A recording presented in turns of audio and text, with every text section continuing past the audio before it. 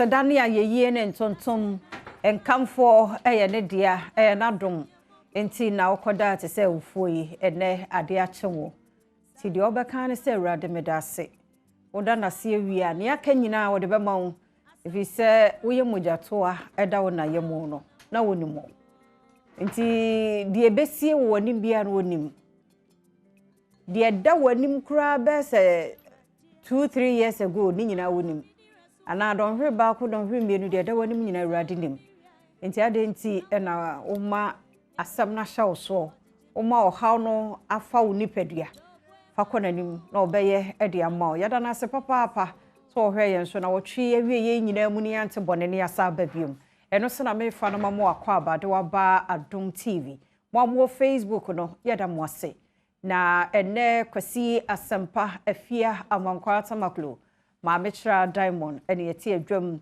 ede badwam dwumadie yi ebro free sabre kwasi se no kono ebebo enti tena ha sei na bibia opesa wotie say news say ya gwekansie say ya hosepe ene gidie mu nsem no ni nyina ede bebro mo na afisem so wo honkomo ne hia sa wotena se na wotie bi ne awia mpensempensemu ne yakokɔso ya manyo nsemu ne nsema hodo mu nsoro ede ne nyina so ede abrewo na hyɛno so sɛ ɔmanhene ya wɔwɔ denkyira ene wati nananom nsie do no free na wɔtwe na wie yɛ mu ne ede abramu ane so yɛbɛkɔ hɔ ofisa na asampɔfo gyeyi ene kriw ne nkaye wɔ mu nyina wɔ hɔ nti de ɛkɔso me yɛhwɛ sɛ wusua mamre ne amane no yɛde ne nyina so ɛbɛbrɔ akwasi anɔpɛ mi mu akwaba asomdwen ka bibia bɔkɔ de yankopɔn adom wo hwɛ sɛ de nsuo ne nti me kiri ho ayɛ yɛ ntimi ankɔba brain shop na ya bɛi de nyame ayɛ bi enti no meka se yɛmfa ase da ma ɔtwe de ambo na ahwɛ me za na meboa enti wo hwɛ wo asa wo kasa dodo wo hwɛ wo hu sɛ ma ankɔba brain shop ya ni yankopɔn edi na wo ya wo kɔba brain shop wo sɛ wo kɔba brain shop da bi asema wo bisa bi afia oh question am you busy if you want cassette ya me o say ya me kwa mama who etiko utiafu a wo kɔba brain shop afia asomdwen ka wo di wo abro e na baba no so no minim sika a wo pɛ ade no won tu fo sa trafie na enkura ni nyi asma okay de o cassette ya bani fo bebro ma kɔba brain shop ensuo toto ready nya nkopon but no ansio no toy na ti say o potem no ma ti say oh we na nya gidigidi sa da form but the touch e wo sasa na ene na eche no fenfen no ono a wonyai ono on tokese enti santi e ma wunhu se wu pio se wu hyemu obeto ni na ade asa ba na we da no so ye emu ye won koso anya ne sa ma ye o say so nyame nkoso anya ne sa ma ye sa be ma ebro nyini won ma ekuafo ma bode ekura ye fa ekuafo ani je na mafo edi omo de so omo de so ba wa mo ani ana ho a unexpected something will happen just omo ani da ho o say unexpected in there but when him say body a shorty oh body and nikrom na get say okay na get him say planting for food and jobs there body aba but body a shorty and ram me call market na body me ensan bia omuyi ma me say 10 cedis no me rehoy o de a cha okọ o sha body be te se me nsatia ye ni say body ani ho na me say ma me oboa ma me nko next one me call ya abo won kra de mienu no yi ma me body ani ho because last week Adom news ye kase Priscilla ene Ampadu Priscilla ni Ampadu nyame animu ne mutua maso eda se papa last week Adom kase ye news na me refi kro no no mo kire se em se so menya okay from ana Cambodia ni nyina egu form ya semo the anyini egu form ene de afi na eba nti enu so sa wo kase body animu a ye beji adi ti kakra na aka no amane ne price na ne bo akosho pa na wo akwese wato plantain chips ye ne nam traffic yi mu bi na se ade a me pepa me tato ene kokko but of late na me to bia che kokko de ya tutun na eja be ni escafo aduane o ompe o se ja mo de fried rice ne pizza na me ka samu a de na se body ho ayede ai kokko no in fact me tato pa ene se de so wa so ko ojo manu ayi na nya easy se kokko na wunya no first be ebi a 3 4 10 cedi na plantain chips na ya hwere ho ama na ya flat ye sure rubber fie mu 3 cedi yeah and na domi market zana net here in fact na nye easy re ho ipa be market chi a me strength so ni obesere ebe we de anya be masem because safe no bottom but eye me de so wa wakọ so next time no oba ekọ ana wo jiska obete na se oh there be fanfa ho mo dey say ya everybody say ebe ka say yantum baby anju yo and monya ne za enra de bia na me koye ya ko ya wo strength sui enra de me strength so ma me say me say ah papa Oso bi amenim na me se woni me bode na mbeto fama me na me tin wa bobo woni sa na bode na mbeto ko dia wa so be but in fact me kroma ya shi but nyame be ani ma osro ya bom pa ya se mu besesa because esa edwa na menim se me di ne bosom ye tumi di me twa bosom no enu bosom na asa na wo se msa ko bi tu se ani ma mu ayede nti womo ensese niema mu de because asampaye kan ye kan ebi ye de be sha ban economy na ye hwan ya me no mienu ye mienu ye mienu because enne wache o si 11 ti wache akosoro na so 11 ya implement ya omo susu nya 11 sa de na Ghana for ye no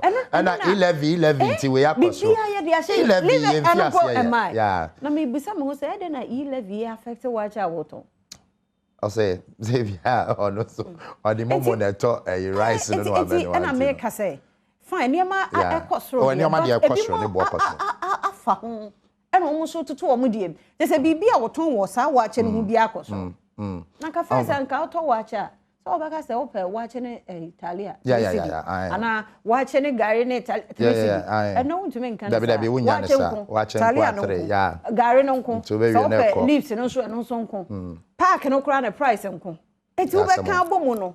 Asampa unko ano pay unko a usu didia ano pay unko ano be 15 dia be ko so de hwe me fu am didi pa ebe koye enti ya be ko break me fe chire wa didi o say isi ebe ko break we fe chire wa didi afia ha ye kwa ho papers da wanim na o kan ebe fe chire wa didi no na say dia obedi na wo so wo ye ma die say dia obedi aha ha ye kwa ho enti anu na me dey ma wo I was ya ma me for the Chronicle newspaper FFIAS the Chronicle o share ni mo a obehu say education minister honorable Yaweduchum ewa house Yaweduchum gives lifeline to deferred KNUST students and no ewa hana the big one on the front page of the Chronicle newspaper Osha cocoa processing company in Temwell and also the Chronicle newspaper and one no delegate obokrata no ne dia won so de abanie ye hunu se owura bi ewo ani tisha gatamu minim ha wote ba okope 6 the obokrata delegate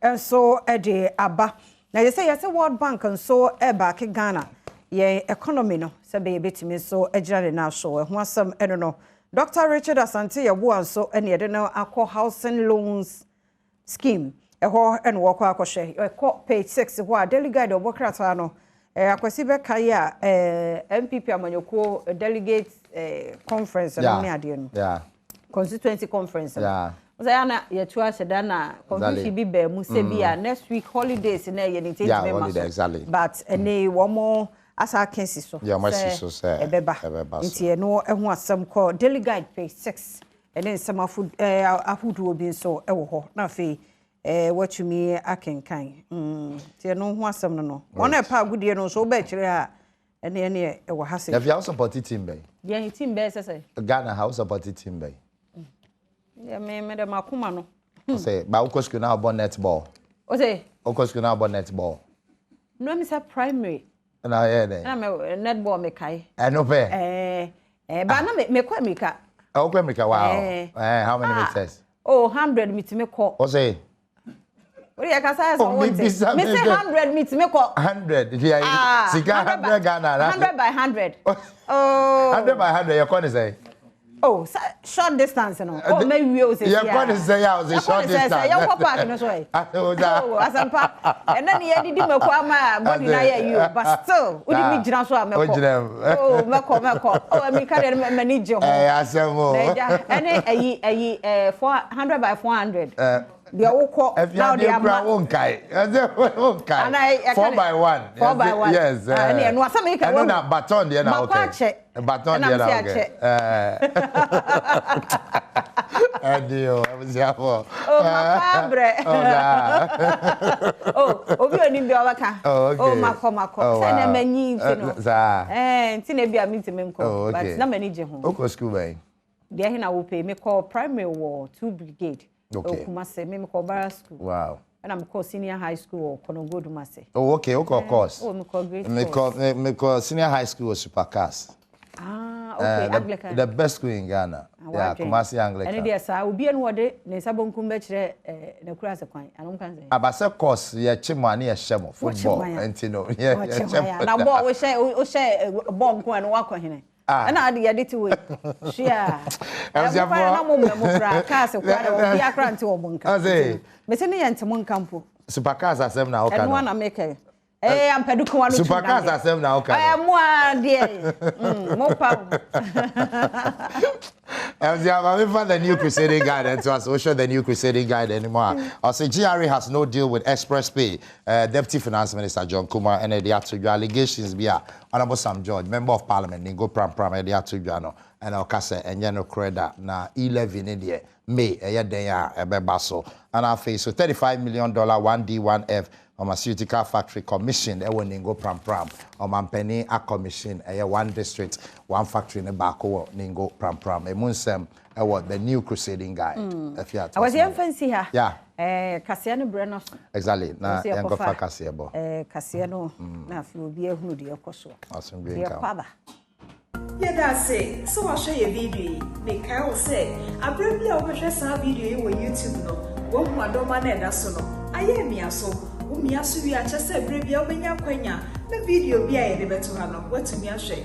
Near what you say was on also. I am me, Sanya Beya, whom we have been souvenir be a share. I brave ya, we are video be a debate to have who benya be a share. May that say.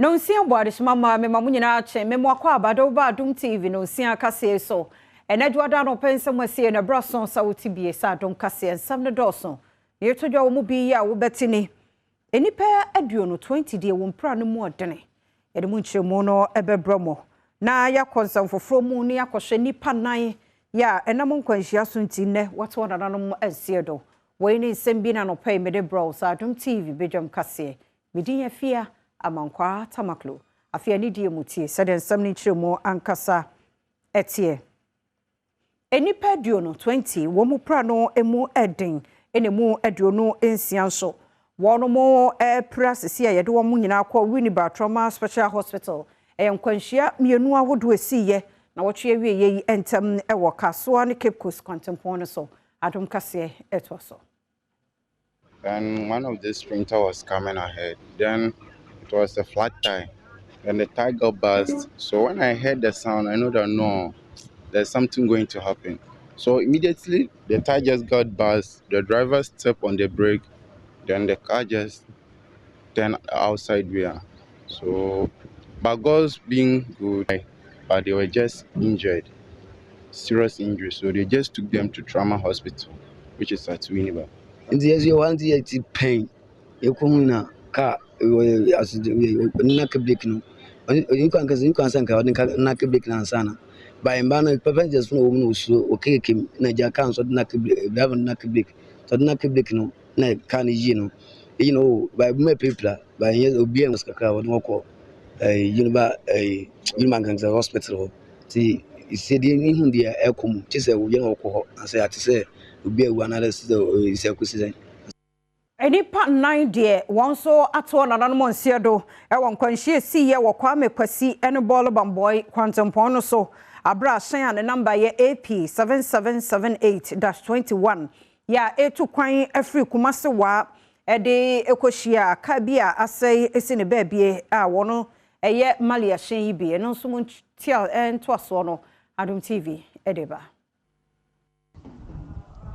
4 persons have lost their lives in a fatal accident at Kwame Kwesi on the Badwam Highway after an ESP bus with registration number AP 7778-21, which was traveling from Kumasi to collided with a breakdown trailer loaded with goods heading towards Mali with registration number GR2703-P. According to an eyewitness, the driver of the ESP Kia was overspeeding. According to the Bole District Police Commander, DSP Benjamin Baston, the ESP Kia bus, which was traveling from Kumasi to collided with a trailer at Kwame Kwesi, killing 4. Meanwhile, the remaining injured were rushed to the Bamboy Polyclinic, whilst the deceased have been sent to the Wanchi Hospital for autopsy. Bayan to Adom TV, Badwam kase no so na yankonsa mfoforo mu. Setiefo be share no so Adom kase ebo mo amane bi fa bayo abanya mfiedu enwotwe a enipa bi ekosese no. Na sede omo esese ne fa yenti no. Okokopie mu ewo Tamale Teaching Hospital. Ewi akire abayo no fa so ehwere no enkwam. Dene ya make say sa brantie na yesusu se wono ne di ehuru kasemi bambofo nsa ka no munchire mu Adom TV edeba.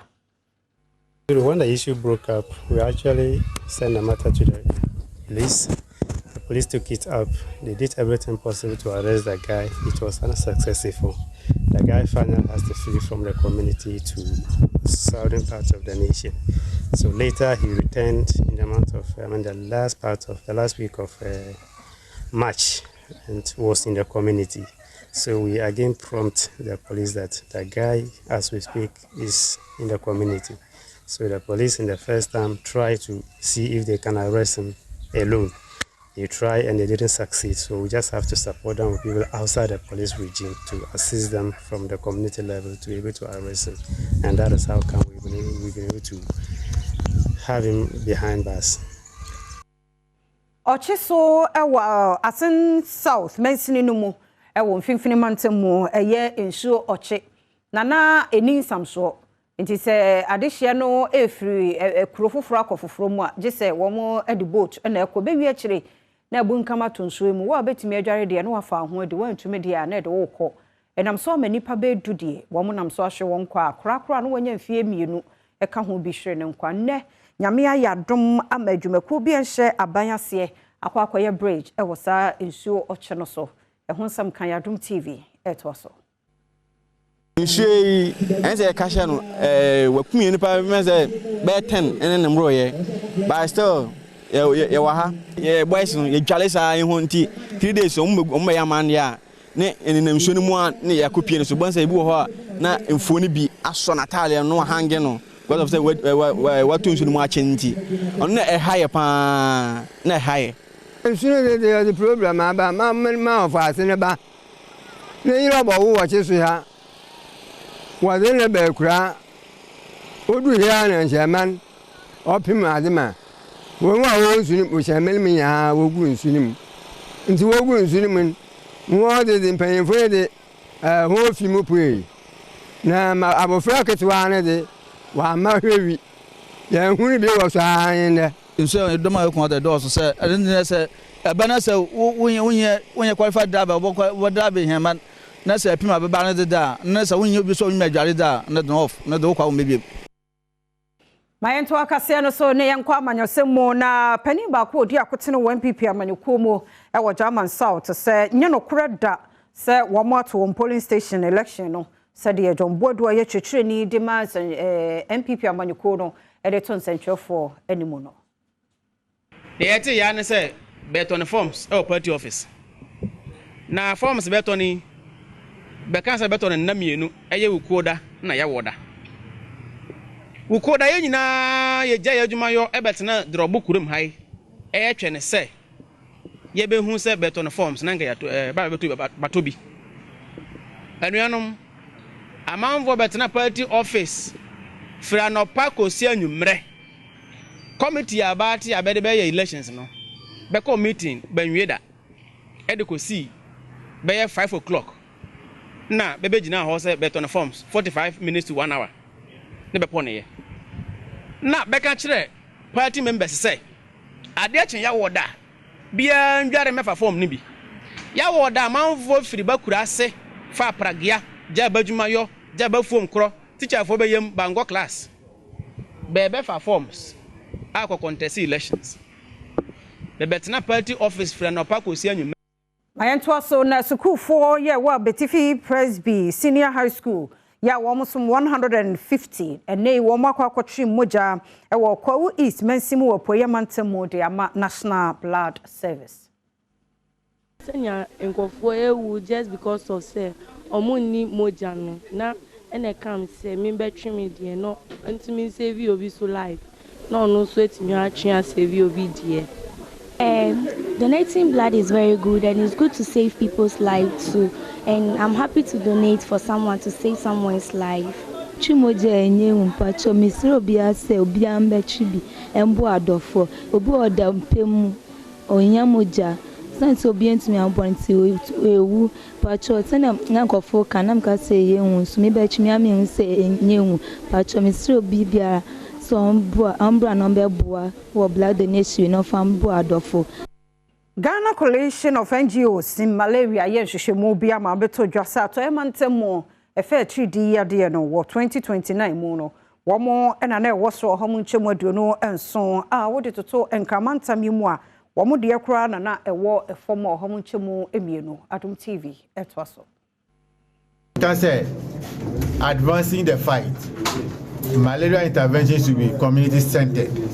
HSA oko elembele hona areas are a war a kita water bodies and when mining activities so it say there are a lot of holes uncovered and so I'm becoming anopheles mosquito no and you got a mono breeding war in see a crujing wow them crap no sense you see her a week unkataso barry ness yo no do sako yes say and what we better to do any in tuntum. They know they are no fresh mosquito no. It's your mom breeding on clean water. But I know some just say you got a we and clean them. I see a clean them. Other mosquitoes woman almost kaye. I remember a different area. I malaria area no.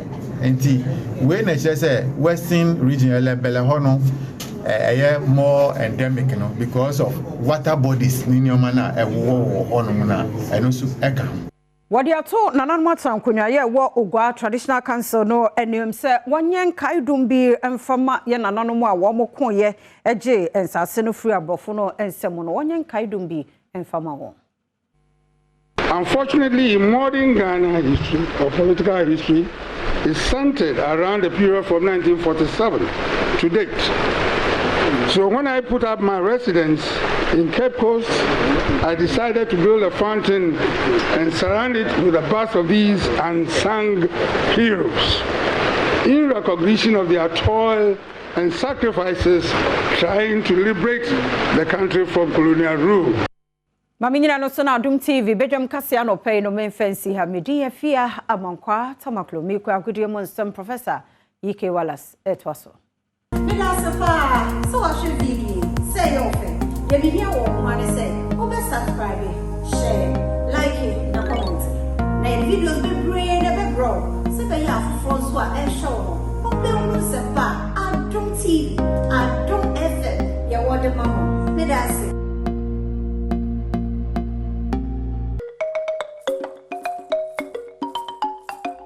Akwaba kesi me de ba Adom TV so Adom TV so bedwonju media so dia wo kansi won sempa isa kan no penso bra o medindi Enoch Kwasi Wolanyo Wallace agudie crutch bakope the only nomenclature the professors green in sports the Alregina Wallace the nation's presenter and mesin kunya ekon kwanten coordinator some of saka and no penso organ agudim ejao channel so say 1xbet have always told you that betting is better than sakawa bet dey twan before na din before twan kuma bi odin kuma sad manum and intimisra upe bet dia manenya 1xbet o madama weekend boys say di bet nya sem keto kra sanso na Jeffers Health Limited the Jeffers edu tatahwe no ana airtech Jeffers edoi memanom emanso nom se gonorrhea syphilis candidiasis white feet Peter Nasudi Ponachoa was set to make a dribble bois, a prachiri bacteria and infections out do be out from here. If you own a bomb and yama 18 to 2 the mouth. Madama, woman that touched a woman and a person, they can see some pine saka 8 major. A journey of 1,000 kilometers begins to very first step. Yes, here, and Fenfi EPL, Fisher Saudi 20 PM, Finano made that tone, and a matches 18 Sabaso Asna,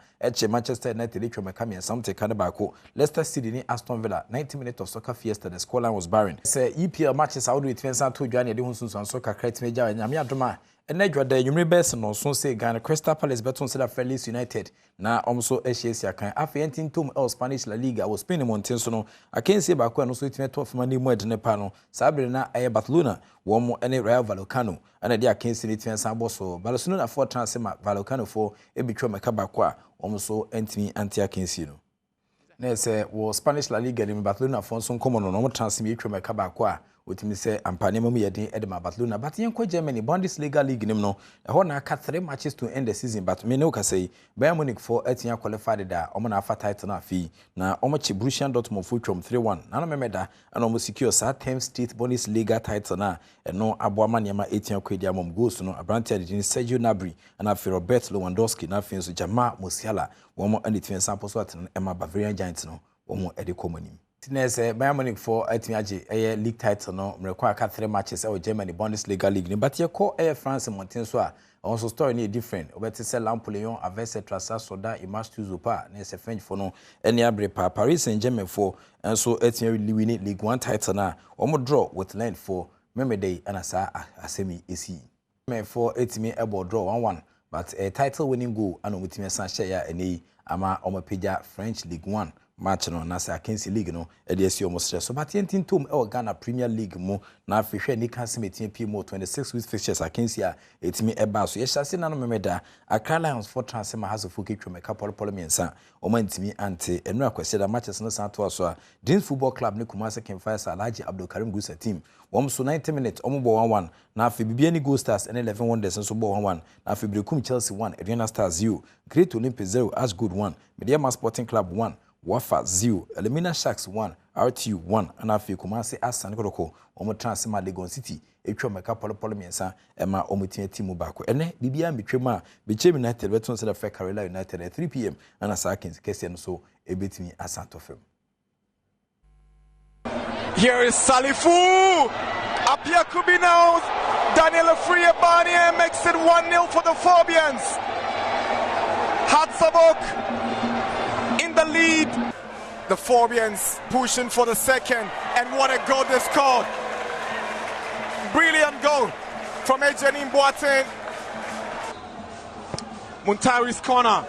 Oh, that's the third goal. Daniel Friabani gets his brace. Another assist from Sula Muntari, but Barnier picked up by Hans Kofi, seems to be good enough. Jonah Tukwe is in a scoring position, checks in but slips in the process.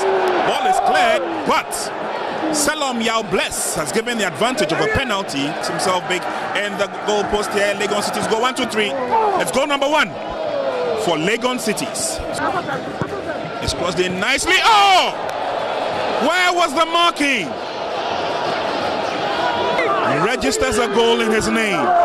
What a way to score your 4th goal of the season. Another opportunity for Imoro to bend one through. Pressure on Kotoko, get themselves back into the game. That's the man who came on just a few minutes ago. No marking whatsoever. Just look at that delivery. Superb one. It wasn't dealt with the first time, but just look at. Tukwe has been let loose once again. Sent in a decent cross. The header is on, and Legon Cities restore. I tell you, Simple with a brilliant pass, and Atukwe with that wonderful delivery, and 2 Legon Cities were waiting for that cross. Enti ne say ebe mu e wa Kings ahodo etimensa PM 26 with fixtures no and they won sunsan so kakra 8 major but Dr. Prosper Nete Ogum e Kumasi Asan Tikotoko for head coach after say odi Legon City for e omanyadwa no nkomoni. They look so slow on the field of play. Their movement wasn't the usual movement. I can't really tell what was actually wrong with them on the field. But then, I mean, it's game over. So we only have to make sure that we get back and do the right things. Probably have to sit down with them and find out what the issue is. Apart from that, I think nobody should cut them into pieces. Yeah, I mean, they should keep their heads up and chest out. 8 more games to go. We only have to focus and make sure that we win as many games as we can to move on. Dr. Prosper Nete Ogum Kotoko head coach no sema obi and 2 manante no omabasa ne omosre e wo santwe omudi nim. But yeko haso fofu akache a Samuel Bodu and a chair experienced coach Ibrahim Tanko, former assistant coach for Cameroon national team under Volkavinka, and I feel Odwani Chegan has Black Stars and also Etienne Boada national teams in the Kuchipa, but another Samuel Bodu chair Bobre Ibrahim Tanko. So a big game as you compare a quite almost the way I'm fast a possessible now. And so yeah, but in say allow almost a possess a home train. You catch me catch and call say any moment on bones or margible piano. Young press it, more high pressing now. Young born in free almost, but the moment I born in free almost, you start to say, Bobo, no more much is so, and Yama kind of by a thing say, and Colani and perfectly, and then I'm here to me. Samuel Bodu has a full coach, Kumasi Technical University, Pension Supply students, and attending council in Como 18th century. You begin Samuel Bodu Como so. Na edi enenso awo kensi ho sempa nsa kan na osomo etimi asia Shanusma me say 1xbet have always told you that betting is better than sakawa bet dey twa ne before na din before twa ne kuma bi adi ne kuma sa no manum and etimi sra ope bet dey a abusuan dey ajapade bi sa sika ko agya obetia koton fani na kugu so twa ne before na din before esan bet into be pfia intensa edi agro head na obi abone danso 1xbet madama womo ana de san hye pai eni ANC chiba ho pai etimi ba manfo bibiri na afọ mo shebrede a show musem 1xbet sanso ana Jeffers Health Limited eno so do no bodwuma pa modern da we brand na say we oba infections be how be say bacterial infections hu ko ne ba nyina setimika 1 o setimika Jeffers ya eno so be boa amaniama atia tutu yide mo madama wo mo ana tachiri boa mena no penso yedi awokensi hu sempa nsaka etimi jawo within the Enoch Kwesi Olanyo Wallace agudi catch back up and am of course evidence based presentation etimi jawo erade entene ma onyo kese oyinfi bebe ni da so ni na onfa ko bebe ni da so ewo me so yesu die na se fia boatema on the day entertainment news na eptime ba na ohwe entertainment ofia de atim sampa ha be de nkomo de ban emuhwam ko so mo fidi ni na Adom TV so within the professor Yiki wala sagudi kache mashabaranki abusia within the Reverend Kwamina Aida me gidi say ye jumedi ni na wani jiho ye videos ye talk shows ni jumedi ni na de hia me pa ne se na be ya wa sabaka e jumedi no 24/7 one bell no what your punch so sa bell no punch so biu na sa punch so biu o punch so 24/7 jumedi ni na e shasia kikro na on saka and follow us and share the page for commenting na so to no nyame share.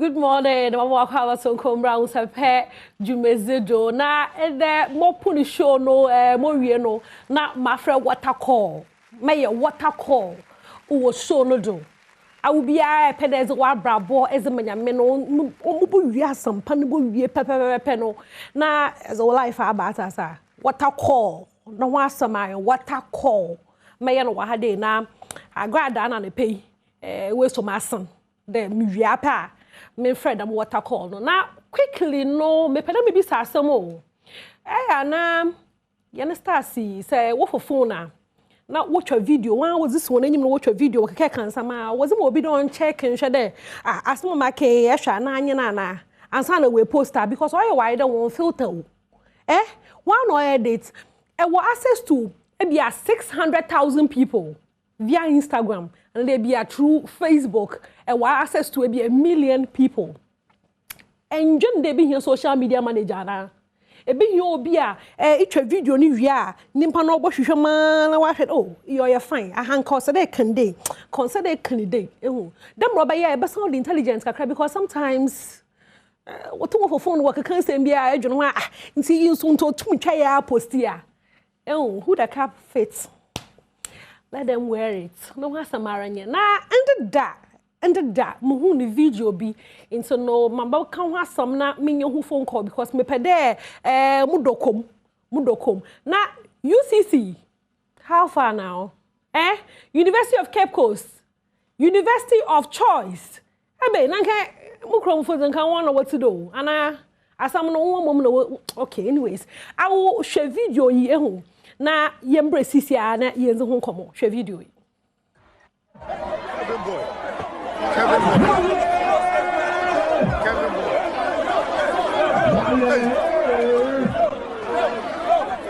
Kevin boy dey say.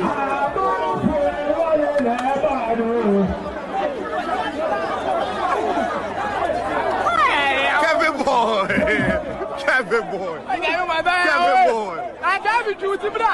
Kevin boy. Kevin boy. Kevin boy. Kevin boy. Kevin boy.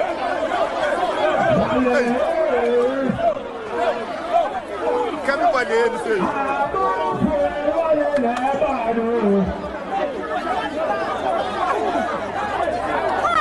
Kevin boy. Kevin boy. Kevin boy. I got you to bra. Kevin boy. Kevin boy.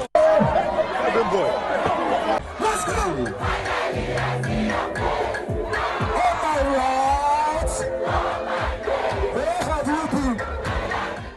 Hey, share. Omo bonchire me kakra. E bia na ye hwe video na che de nya picture no. Kelvin boy, and I know urban na soldier for be ni je no honom no. And our boys no, we pempia na ndam. Ende da masemi o si wo UCC. Mu the video yi we pay mu social media. Na ehwe most man na wo jojo na ale pay me ya shoda no koni nyina ha ne yaw. Me ya shoda ne pay no hunam nyina ya ne yaw. No like I mean so by standard them. International put down flat now tell the UCC for say what no board down flat. Like what's up UCC? Into no yenya nente that oyaza Jessica bought 2 shows that same night. No, 2 regions. Shows bo 2 regions, Greater Accra and onye Cape Coast. Into oko honom no. What's the performance no ye nusa? What's so? Now me pede inya the full info on why Kelvin bonded that. What John no UCC no ene da na do Saturday. Ni nyina info no Samuel Kojo Sedode. Oye former entertainment chairperson. Also a general supervisor or UCC. No da organizers no ho Samuel Kojo Sedode. Oba my hand the info. Ya to the was to show no UCC Connect and Spice Up. Ana okafa dam ejojo ibe. Into no say Samuel Kojo Sedode say etaman kan pay good morning. Good morning. Na mo pocho wa po me. Nyame na Adom na wo say. Yo. Into UCC Connect and Spice Up no. E ka organizers no ho dey. Yeah, clear. Okay. Yeah, me entertainment chairman, I'm a former entertainment chairman with UCC. Okay. And she's me service oriented or farmers supervisor because I have no nimzi or entertainment. Okay. The general supervisor. Okay. Naturally, I will know where do many day be making sure the BBA boko pepe wo events on I say. Definitely. Okay. Into bopo video ye but na camera ma you one side of the story. Or my who the full story. Into I was a general supervisor no bopo what went on there abazno kodo honom. And okay. When was the event? When was the event? The event on Saturday. Okay. That's last Saturday and okay. Then event house we often Alpha House. We don't call contract to get us an artist. Or being artist am I the artist be on board. Like they're fair one. And I say, okay, guitar head track down flat. Okay. Kelvin Boy.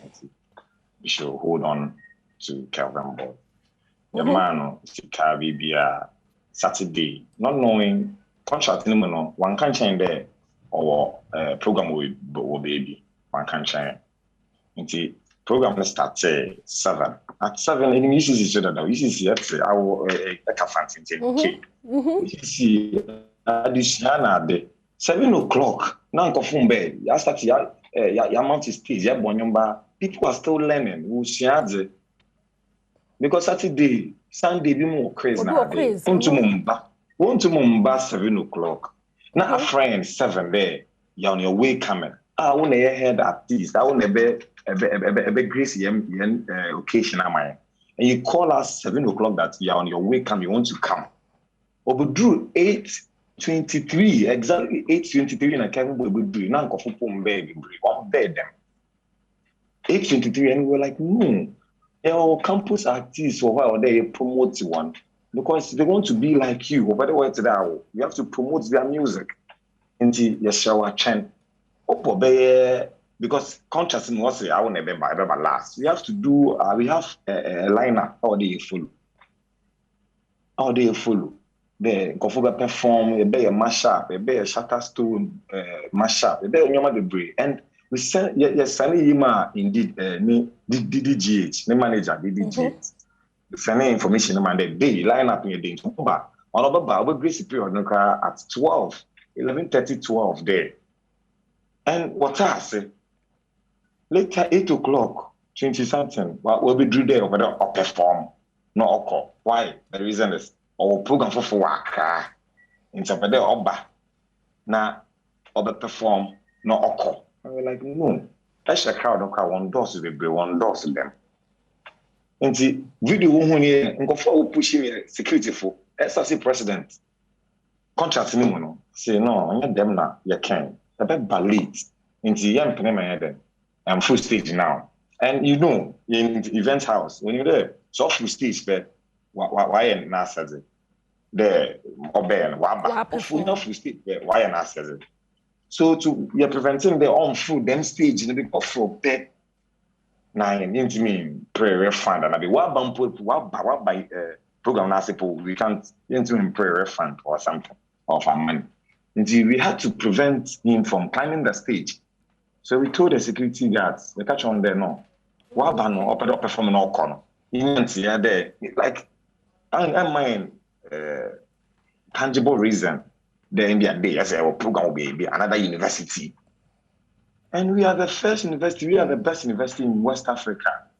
One of the best university in Africa. Nobody cheating and they, banner. I pass it through. Then you go to another event at Accra.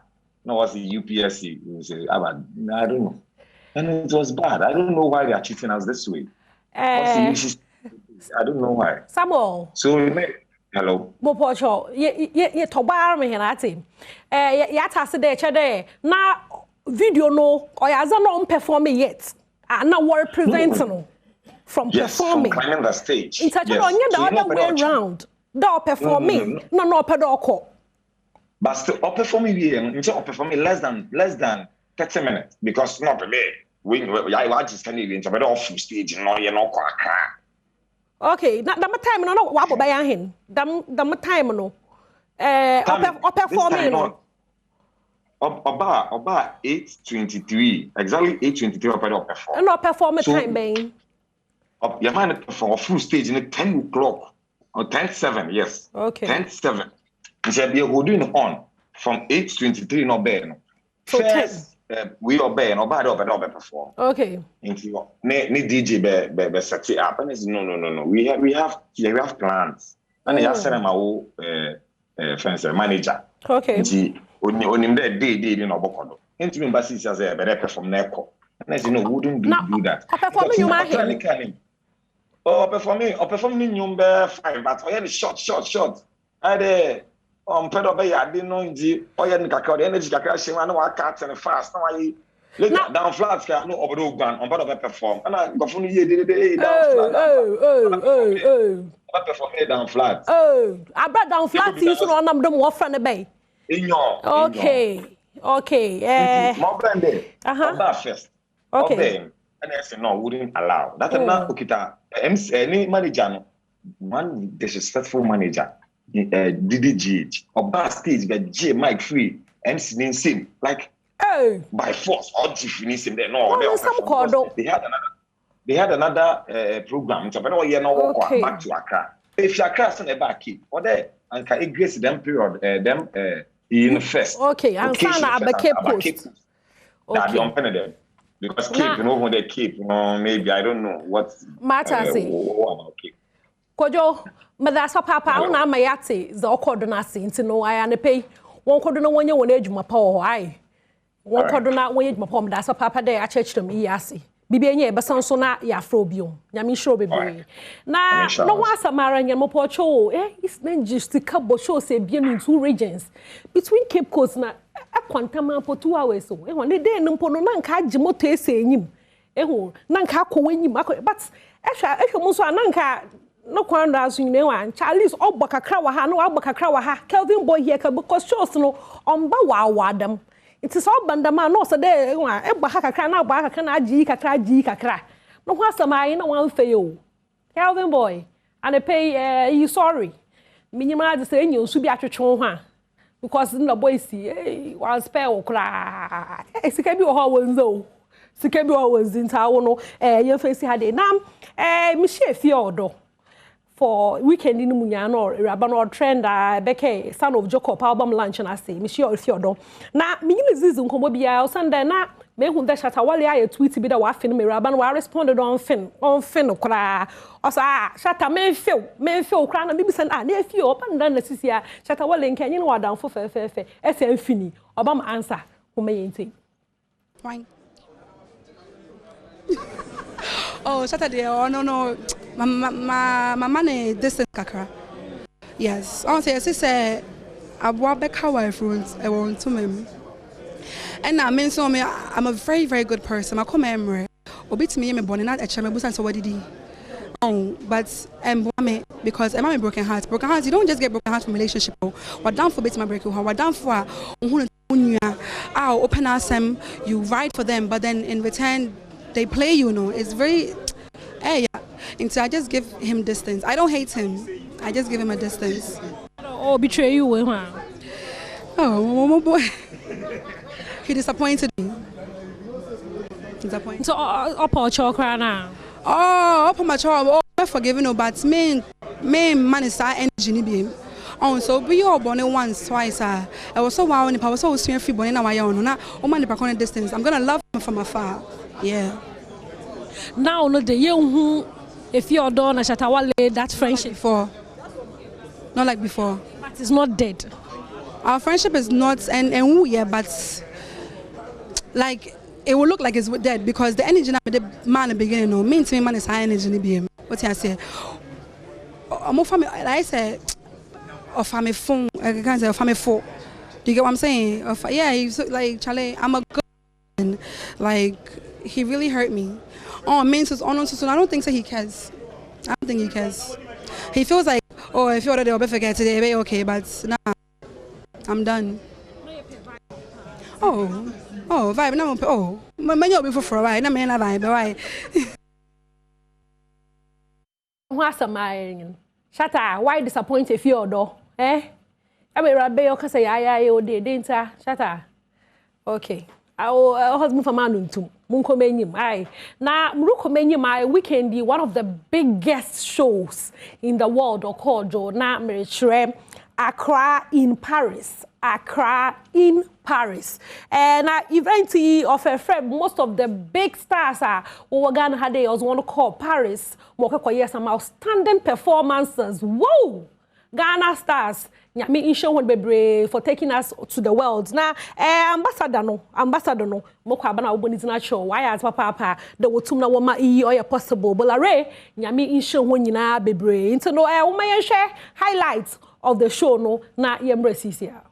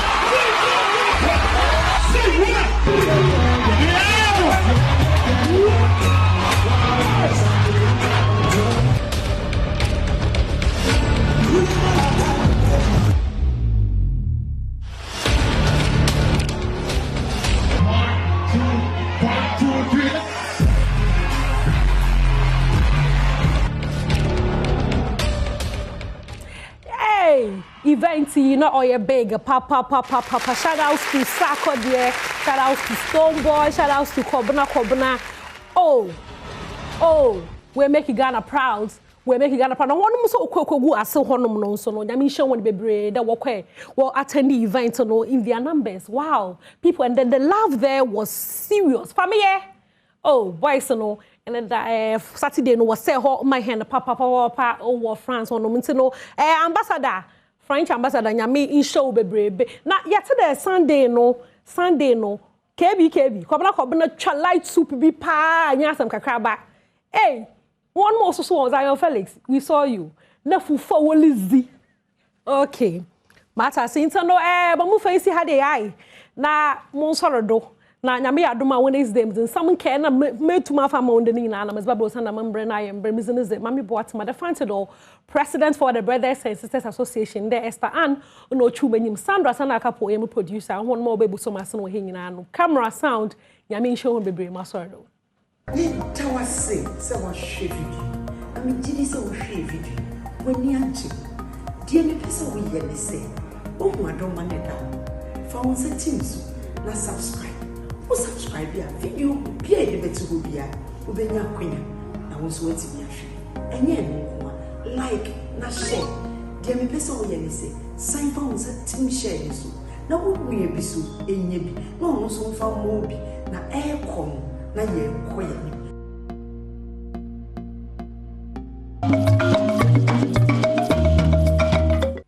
medafo me mwate didi se nyame adomonti anopei ohoye ene so nyame de achayen ode achayen de yesre no na wotwe mu ne se onko na yatumi akobi erade mra na yatumi ababi afa wankasa nso bo ho so na nyame atumi aboawo mene we de ahia e wa afisem komotoche so mema wache o hwe bedwam e live e wo Facebook Instagram ene wo TV no wankasa so se wo fie ana se wo adwumam babia anopei wo de adaje no bi e hwe bedwam no many sonti medase mesanso emwache afei ene yenkoma yedie no ye share malaria ho asem malaria no de ene na te Ghana ha na nanu ya covid ba ye na ase covid ya hoden bi aka no ahye bi so ho na so no so ho pa enti ye ba betwe wadwen yesiso se aya se covid no uhunum be so nsuo kakra awo bedo kakra obeye moa kakra obetwe mu malaria no so to de bi etesa enti ye ba betwe wadwe yesiso ne titru kra ene wiase nyina de saa ede yesi ho a wo hye malaria danom efa no atwe wadwe yesiso se yare no wo ho nti se oye ho ahweye mene Dr. Kwajo Asamwakusi oye senior research fellow ewo Noguchi department immunology department ewo Noguchi Memorial Institute na eba bedi sa enkomo Dr. Mpacho Matie ya akwa banso Noguchi fo nyina hoye bia hoye yeda nyame asesa mo hoye yeda masenso sa mo wo Noguchi na mo de munim de bua na no covid ba ye ma yete modin pa but na de ka malaria ho asem yeda say many doctor bedi ye nkomo ne mo ma mentwe wadwen so se bia oba bi eye wo ya ebi kra na ukotodwe ebi kra osisi ebi nso awachi o de aye twetwema me tietia me kakra da bi sedimo gel and roll tiedi ni ye sedimo gel and roll eno na wo de betwetwe baby no eye oya no na watumi enya wo fa ahodie na netentini ni tietia ne se wonya bi ubenya bi nso agisa wo fresh number si 0208 986 and afei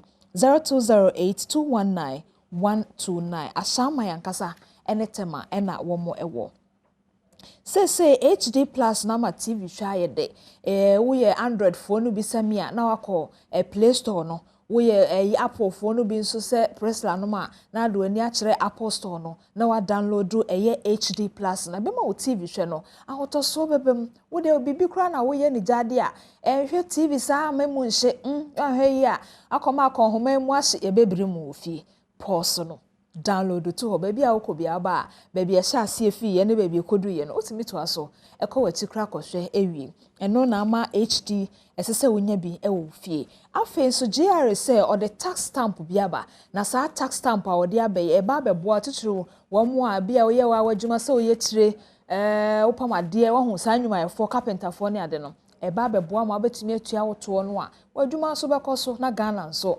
akɔ enkan ti we yenkaebo a GRA for some country say tax stamp no dwuma edie eno no to ye adwuma bi sa na say oti GRA for nka wo potem ho a na adwuma mu ho a de aba ye de ejije to no ede aboa Ghana eno ye mu amo container ne kiosk ne table so mo hyehyɛ dwan kakra no eno ene de ede ba beboa na afei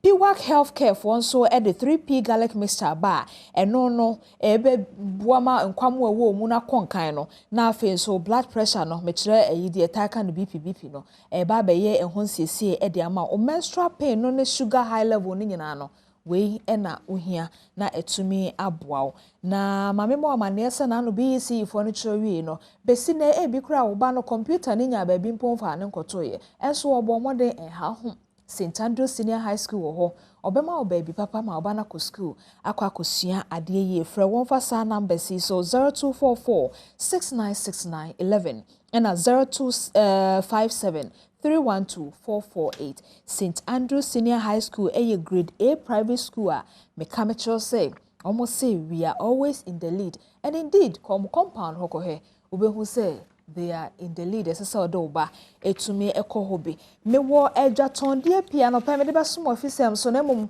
yenni yenkomo no fa malaria no ho yevia na yakọ enonsoso Dr. Mr. me ma wakọ ababio ebusia ebi ana fe na Adom TV na to ha ye di malaria ho nkomo ena wiase nyina ada no ye de si ho twen adwen si malaria da rubo ho na mawani atumi aba ho so titiru ye Ghana fo ye ayenye ya adwen se ye gata nim ho no ye beprepra ho na ye de twen zoom lion no de ene entontom no de si ane wo ma doctor apom ibi aboko ye de nyame ase ye kasa world malaria de akwate se afahye bi afi bi ayeye but afi bi anso wo de ma ne dance nti aye di sada no afi de no ne de wen yo me da wase na me chia wahwefo nyina nso afi sena waka no World Malaria Day no eda WHO iriase apomudin ku bi a wo ho no omudi ato se sada no yembo malaria ho dero na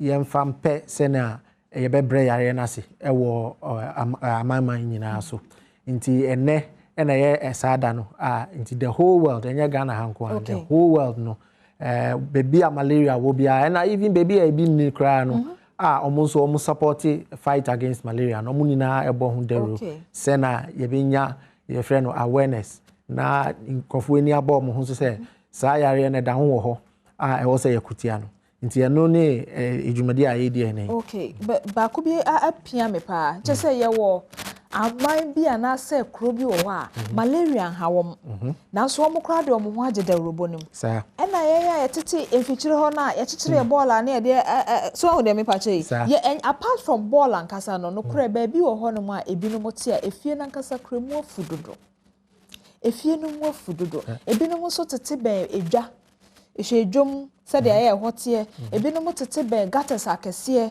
ebinom kura tete be esubonten a yedi nini o ye nini o be pan tonton e de malaria na bre na ye no mo aye wo sa atebia ne obi wo ho no malaria nini mamu obo sa daru no e na ye de bi o ne yenye nkenya ye ho mo yo onti omo support omo de mani se omo maye sika ye de kon yare ena se omuni yare no ewo omo aman ni so but yade a omuni se obi tukwan free ha ko ha odebeko nti ne ma omuni ba hu no se ewo se omo boa na yare na ebrase ye fa wiase ni na ye se ye be 7 to 8 billion wiase ni na about half of that number at risk malaria yare about half of that number no ebetumi enya yare no because se wo baby a intontoma omoma sa yare bi wa very easy se obenya nti wo de yare fi ha ekọ baby a ebi ni a udu ono mo hu se wo bi omo treat nti se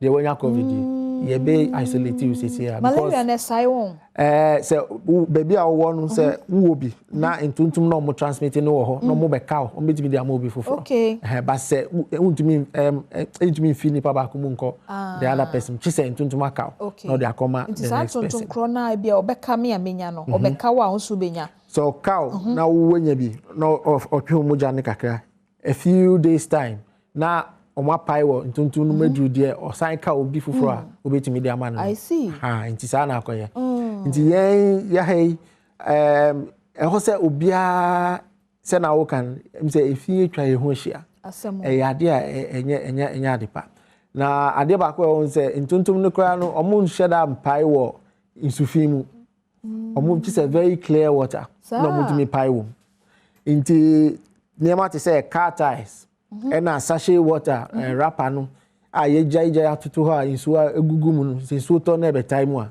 honum no na omo tire pipe nti enye muddy water na ewo potholes mu wo kwan so no eno omo ntu kusia no gum kra intimi pai very clear water nti e bia wo bowl bi si ho nse kufo gallon e bia na etwa so na e si ho insu begum na wanhwe na wa empty na ombe pai wo nti sa clear very clean water na omutai epai ewom nti sa wo bi wo neighborhood but of course say wo features we fu a plants bi o ase na omote no nso ebitumi gina omo leaves ne so ne ha nti nini na eka ho na ntuntum ni pai wo no nti say wo features we fu a wo dodo aye no so boa ema yare ase brase wow but me Ebia obi nim but me mo de eda edikan ya matini na mafa na sem hia so which means that ye fie mu kura no say ye sensuo si ho na ya nkata so a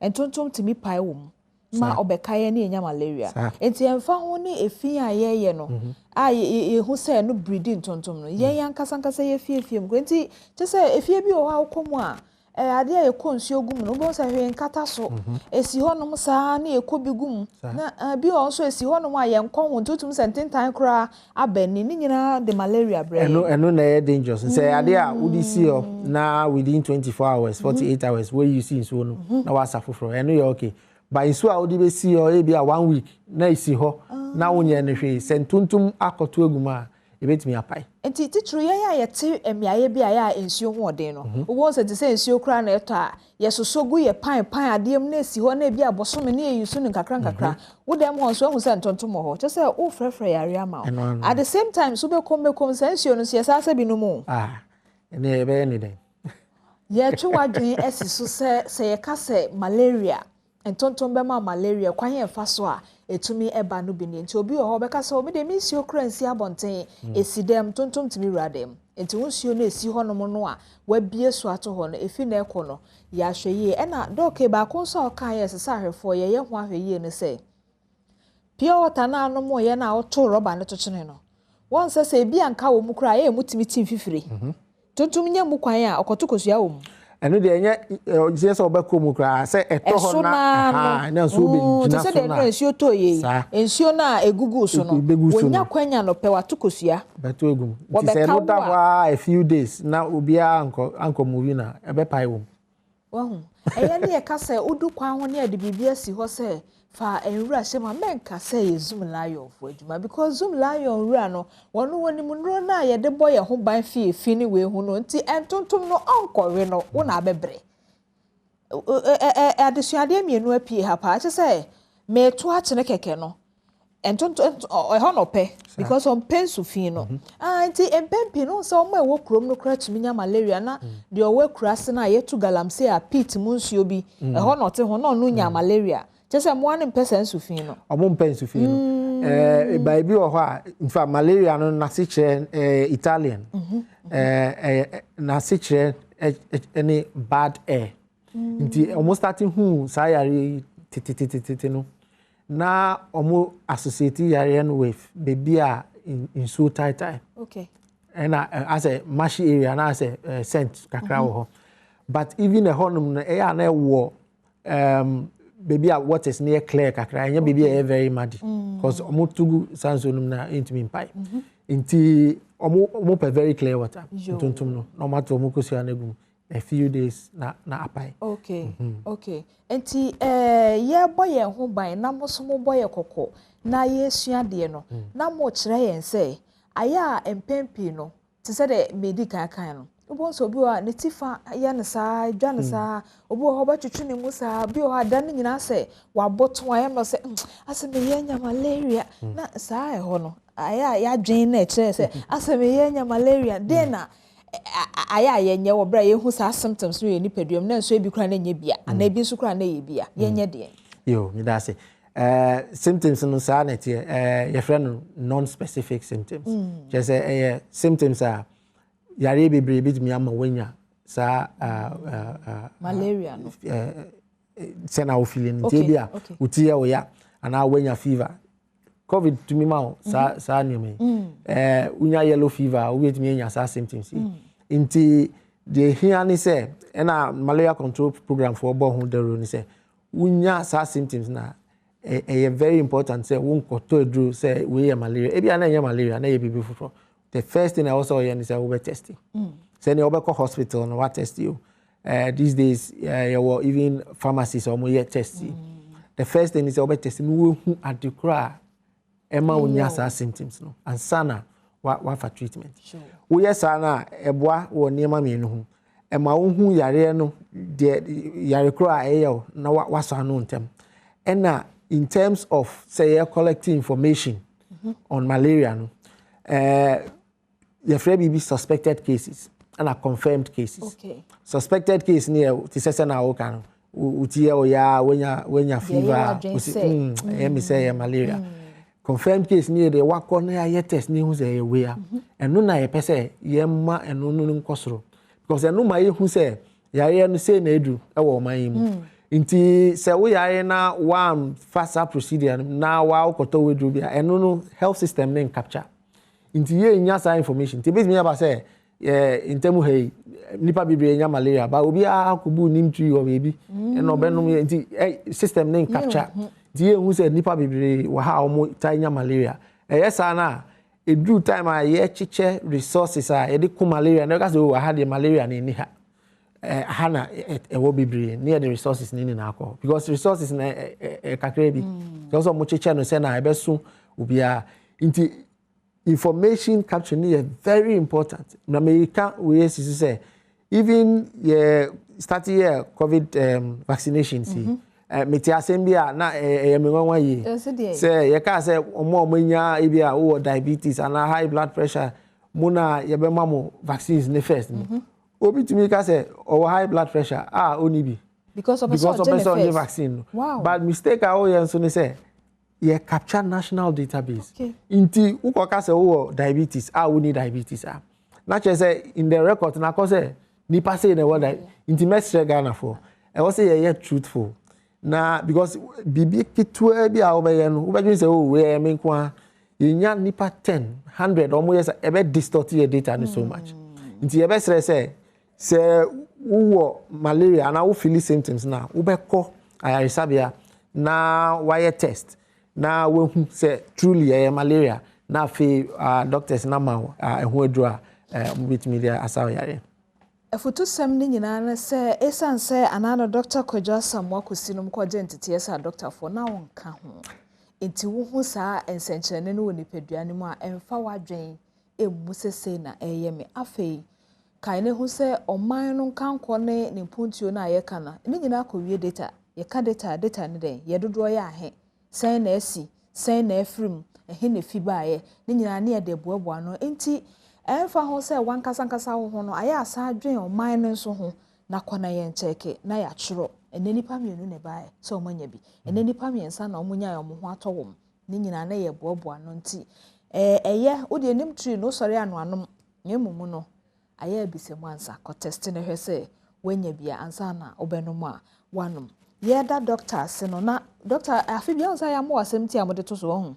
afi we de ne ye de we hia me kind here three things I say building resilience me if you emiensa me so me share ti echi a emiensa but ni na no ejina say ye behwe say ye benya sika de ahye control program no okay say because between 2015 and 2019-2020, Sika na my mind share malaria control na so take akra. Okay. Nti ano ma gains are in from 2000 to 2015 malaria cases confirmed say we are seeing in but between 2015 and 2019 2020 a cycle kosoro kakra because na sika e di shemu na eswate kakra omo donating na almost was omo chere omo kakra senka na no de omo de ma ye na ye seti a eso ana meboa aha nti baby be fi be ba eso kote a ye ho be chere ye na ye seti na ye de tie na because na yare bi ti say Ebola oyi ni 2015 2016 any covid ya balance omo ni na aka ho na ma resources divert here ti say ano the we ni say ye be border na enye big countries in Kwa but even here my mukra companies ewa some ni na be wa beboa na gains aya because malaria is disease say ubo ho ban do baby na want me sustain control na ni na be reverse okay yati ase mo ma ye mrengu enti ye de enkomo no si hanom say na emomu no doctor bia na aka bibia obi pese omisa obema ye number bi ana actually ye be kind na me de ama ahwefo na bia bibi ni ana watumi ate ase me ne Dr. Kwadwo Asamoah Kusi oye senior research fellow ewo immunology department ewo Noguchi Memorial Institute na edin komo doctor pacho me ni ahwefo ye da se nyame ensure busia me no won komo foforo Mr. Ochemi meba yeah that's it so I'll show you a video me kai say abrebi a obehwe sa video yi wo YouTube no wo hu adoma na eda so no aye miaso wo miaso wi a chese abrebi a obenya kwanya na video bi a ye de beto ha no watumi ahwe ne watro say wo so no so aye mia se ne be ya wo nua bi so benya bi ahwe abrebi a wo ya na sa video bi a ye de beto ha no wo benya bi ahwe me da say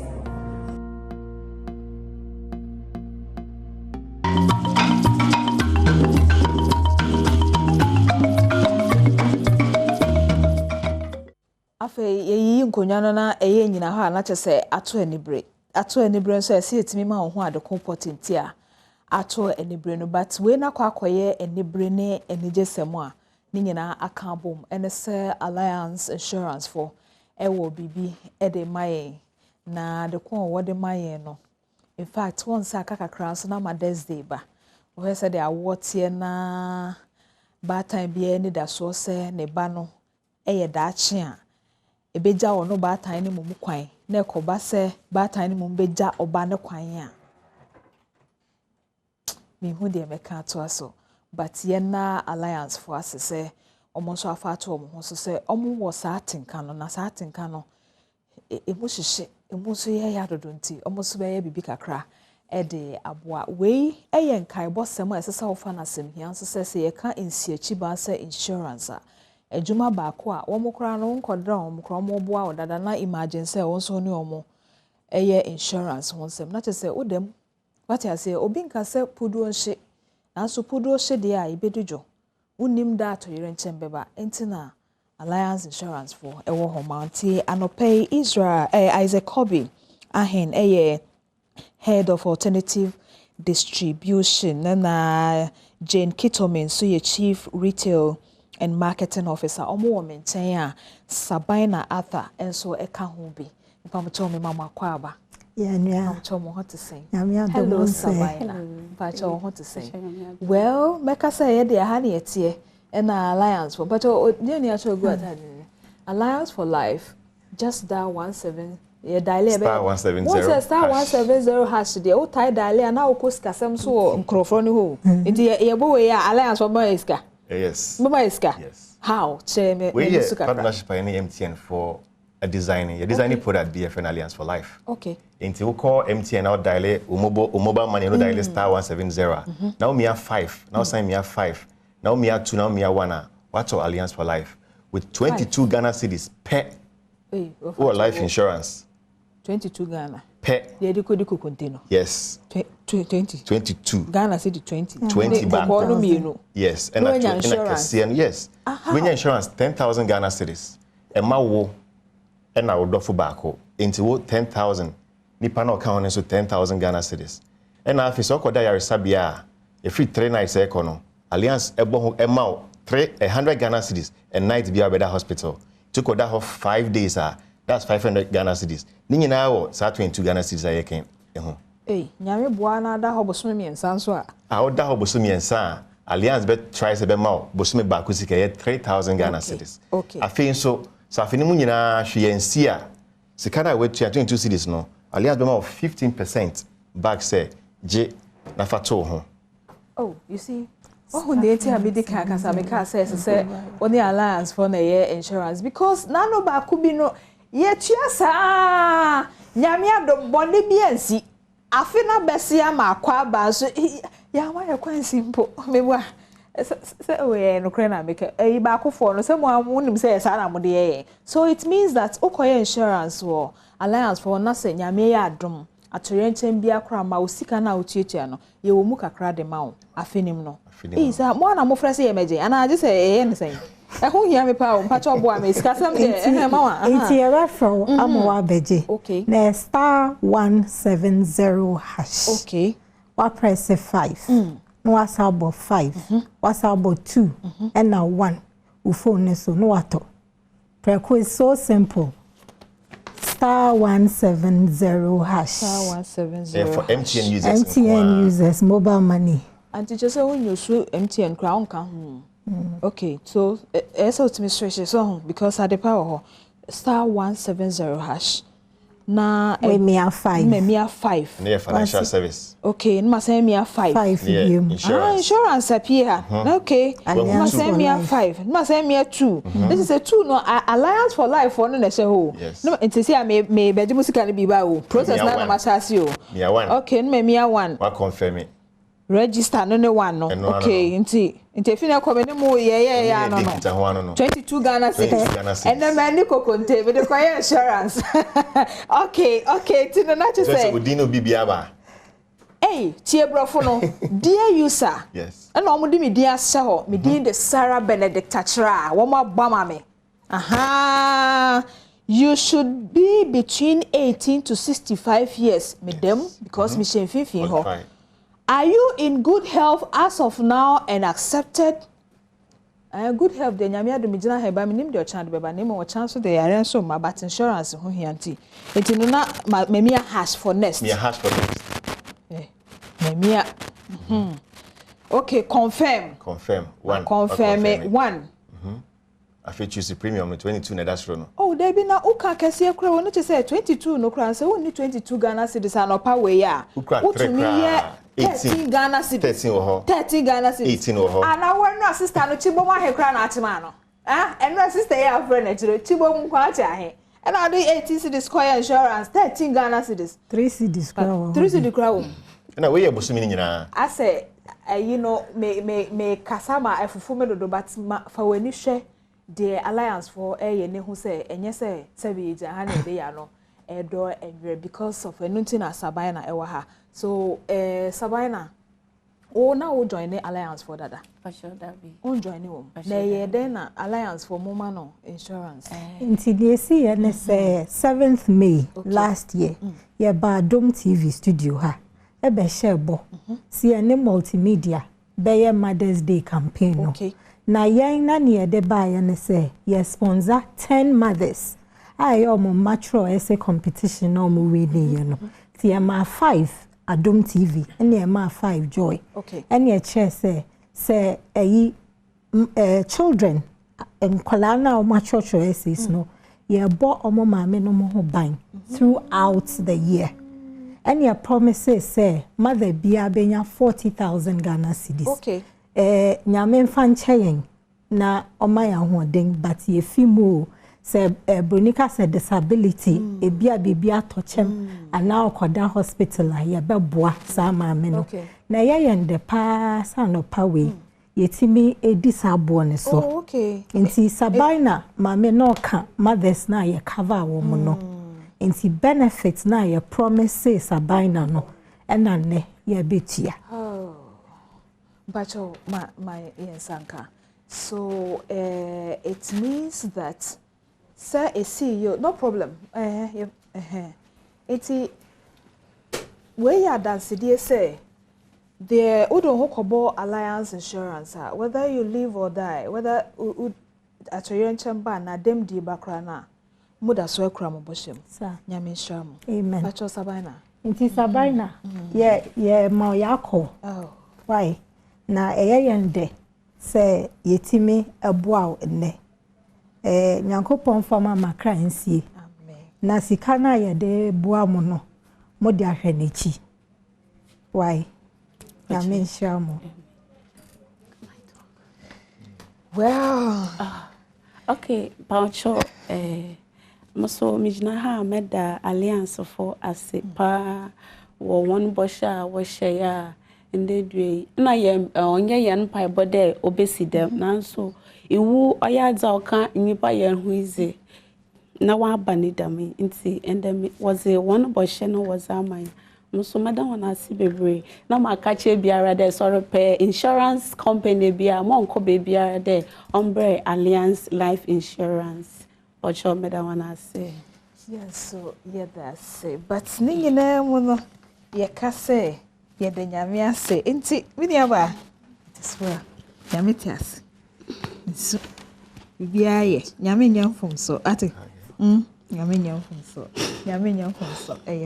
akomato but esanse ewiase no bibia to me sinti na wapensi achiba so na ye Alliance Insurance for the na make am for the amount because boss no dey almost share yen so emfa ho say see ya na ensi no e na omadi omboche so nti ye kan for am say ensi achiba Alliance Insurance pamocho edamase na yenu aba na ebusia so nyame ncheche more ebusia ye disa nkomo we ewi Mr. Wakame no nkomo foforo me da safa so wa hwe video say your friend ye bi here wo ho ane say o be subscribe share like na comment na ye videos be brain na be grow se be ya foforo so a show no o be unu se pa Adom TV Adom FM ye wo de mama me da say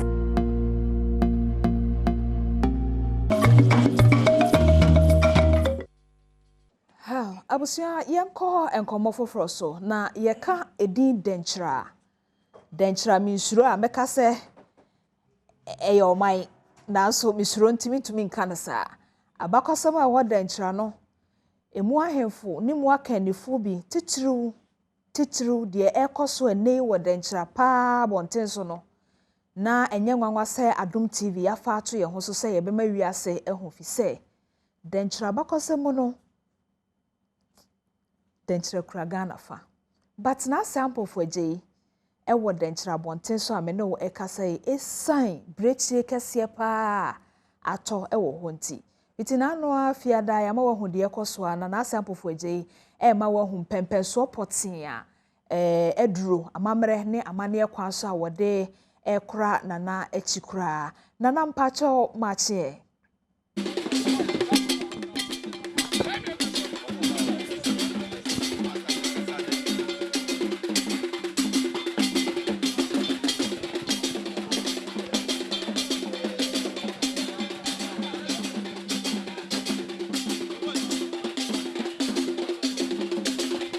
Samre yewo eye denchramam yeguso a odefo boamponsem otosomiensa na yiyo no hudwumadie ekoso yegina ofin ano pe wohwemachi a ofin suo no ene da ho nananom kyeremu a o amamre ne amane bia wo so ye ne nei ansana ko akwakoto yiyo no so na ensenkyira no ahodo bi ebesie ne nyankomade bi opeso ye na ha no eti aba begina ofin ensuo na no yento ama ne nwa ye se adwum eda eseni wura nankasa no hwesa nananom atietia wakotadiem a watuo egu ona so okiremu a bibi besi wa ha na de kura besie no age se eye fotosamfo de ema denchiraman nana esam eye kwakonta ewo mencho bebo nana ye moache mo kwa Adom TV so ya de na apombo kode nyame adom etuo edi anura motu na nadwo bra mo nante akofi kasie mu ne enim se mo awie anopa esu to isu anesu e de potene ye be na ha anopa yo anope eye nura yeko efi akwan no kodu we no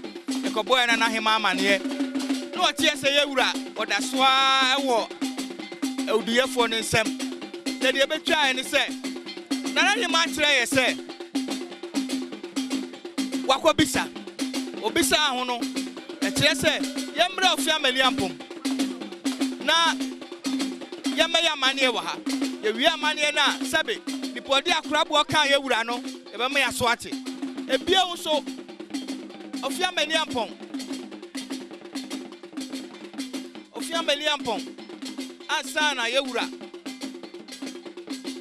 so wa yare obeti apo se wonti apo ni nyina no ejina so se ye ba na ye babisa enti anopa ya ba ha eye bisa ofie so di akotene pa wo de dia bakosemo edi akotene kese bi se eno ne ehye edadentira ene asante e wo dunkwa ha eno ti ya ba ha yentumi ntwemu nkọ yentumi ma yamane bia wo ha e ma yewura nti apo disi ya ba ofia mani apo enti ofia konfo eye dunkwa jasenle ene achamehini le omo wo ha amane esese no mo amba hu no eye emretia bia mu ye wi asa nana no atuten akọ abankase so amposima hifie enti sabre oti enka yegusua ewo ofin ano na menya chiamia ensuo yi ono ena ehweso nana wada ma bebodi amayen pacha medinde chiame kodwo danso dwumadi awudi wode nkyerama ma pa ne de me pacha mene dunkwa hene okofro bo otoso miensa na chiame hene dwumadi e ba bedi na obetimi akyerem kakra ma wiase amansan Ghana fo ehwe nyina ate meda wase na mache watiefo se kakra metimi dia mamu ne se aha ye wono ye wodunkwa ofin ye nana obo amponsem odefo otoso miensa na kwankogya ho amamre mampanyimfo kire yen se ye be kuram na se ye bebodwa se ya ye twa ne se ye ba ne ye beka ye mpanyimfo esansa omo na ta yachi na se ye ba ne ye beka ye mpanyimfo nso a be si dunkwa ahene so na dunkwa ahene achiame abekasa ama amani ampon na ya sere edom a ye ba no se de obi e ba onfa musuo ma onfa musuo nko na mu de odi musuo ba nso de ya sere ne apam na kogina kotia enti se ye begina no peya na ye besere se ye nananom ba bie kwan amayen ma de ye koye no ye ntie ebra ye ntie amane ne ntie dimfone na mom de odi musuo beba ne de ye be pam no ne se de be yo be free emu akọ na wadaroma isuo a ye na enno yenim se kwan bi aso no na enite enei dwumadie basa fa agudie tuo nti amenso ni ani asai kra binum so se so na ni ese ya na honhoma timu nyina kra afrim na mo na mo ye mpanimfo de na wo kire efa ho de tie ne se antuma efra wo ye fia na nche se onipadua no wawu o ma ye adwuma wo mensuo na ni asai de nanso ensuo na ni asai ne nkyere se honhoma wo ho no eni ho e wo ho aye nananom de yenim se o mote ase aye fra o ma mutie yen anye bia nyankoma de amobe no dwan twa bebe mu moja bi begu ana bibia ansa nananom ebra ye bayi ye betwa dwan na ya amane de ama wo mo na mom se bibi be pie de sabre yi eye ni bre so a enya afahye se ya afahye a ana amane ampo yi ne ho adi eyi ne mu wa ne mu pie mayen se we ye yo enti se ye de ye twa dwan e de sere no na mom se ye ya amane se ye twa dwura sabre no ana amane ampo oyi ne mpanyimfo no e de ne kire enti yegusua ewo eye fidie mu a kwan bi aso no ye hwe se na mamre ne amane anananom ye nyeni nyina ene ebetimi yetwa ede hu nsunsuaso ede amamode nanso ye sefata se mu hunu se de Adom TV yafa de nkyiraman ayiyo kese yi ede asie nanso a ye bo ho bra na ye di ho nkomo no ye behwe na ye de amawo mamenko nana abakoma hene na najeche anim ho na mimisa nana wadama yenim se dwumadi am bedi wa ha yi enche mo bewie na ye se kofi kasiem enne ye firi ha die biem na to aso mo enne ye firi ha na ye prapra kwa mu wie na adwokwa amani ampon anopai ya bai na woyi ne ho adi kire ye wie a ye kosoro ho a enne na ye kohia brempon manhene ne manhene a wo mo ba na ya behwe ye wura enne duai na obi eba ti firi anananom de yakotade ne kotenase na ya twen manhene bia oba na ya manakwa aba se ye nso ye kwa akono afa ni ya beduru sese na chese ye wie we dia ekwan mu atene se amanfo betimi akwakohwe odefo ani achi ana sa pepepe ye firi ha dia ekwan mu atene a obibia waba no ye wo mre de ma obia na nanom abrempon no bedi kan akọ ansana wo to aso ansana chembra ye bie kwam ama timamufo akwa hweye wura yenim say agona PSA oba hema Sarah na anyebia ha no oba ha bi anase amamre nti no ontimi masanse se onne hwe akiri se de nkyira hene se oba hema de hawo mahabi sanse ye wakono na akorabo aka ye wurade a na ye de amane ne kɔbɔ no ye de amane be kwa kɔbɔ no na ya ye nti zamre wono so wo efia woni ma no atwimumume no ma twens de efiri akono ba ti efiri ha kwa ene ye de amane be kwa kɔbɔ no eti se ye be free ha ye be kɔ no bibi besi na de besi ne so de se de aka no ye de bofoko hu ne wuram nyina no befia obeka nti ye de mbako nkɔ ha na ye free ha de to aso bia nso ye de asomo e Adom TV so na say ampofo Jamie ahwefo edase enti weye amamre ne amane a ekoso ewo denchira abonten so a wodija denchira manhene na nabo amponsem ekwan ansa na wakwakoka na nanom ho na ono so ada ne saman ede ne saman pa abo denchira man ene Ghana man nyina enso ho ban enti koso ahwe Adom TV fi se amamre ne amane de bia se wonya ho adesuade afiri mu no Adom TV e ho ma o se yebeyi ama wonso watumi ehu bi na wasua de e de afim ogoso hwe afisem komo chiche ewo Adom TV bedwam dwumede so medin de ma mechira diamond ye fidenchira ye mra ha na ye ni enkomo kakra dwumako baako a wono wo pe ne sika na nso wo boa ma wonso wanya osika ene se ubenya bibia afiri ho akotɔ a apart from the bema ofia de yo akonkan no wankasa nso tumi de hye abrabɔ na se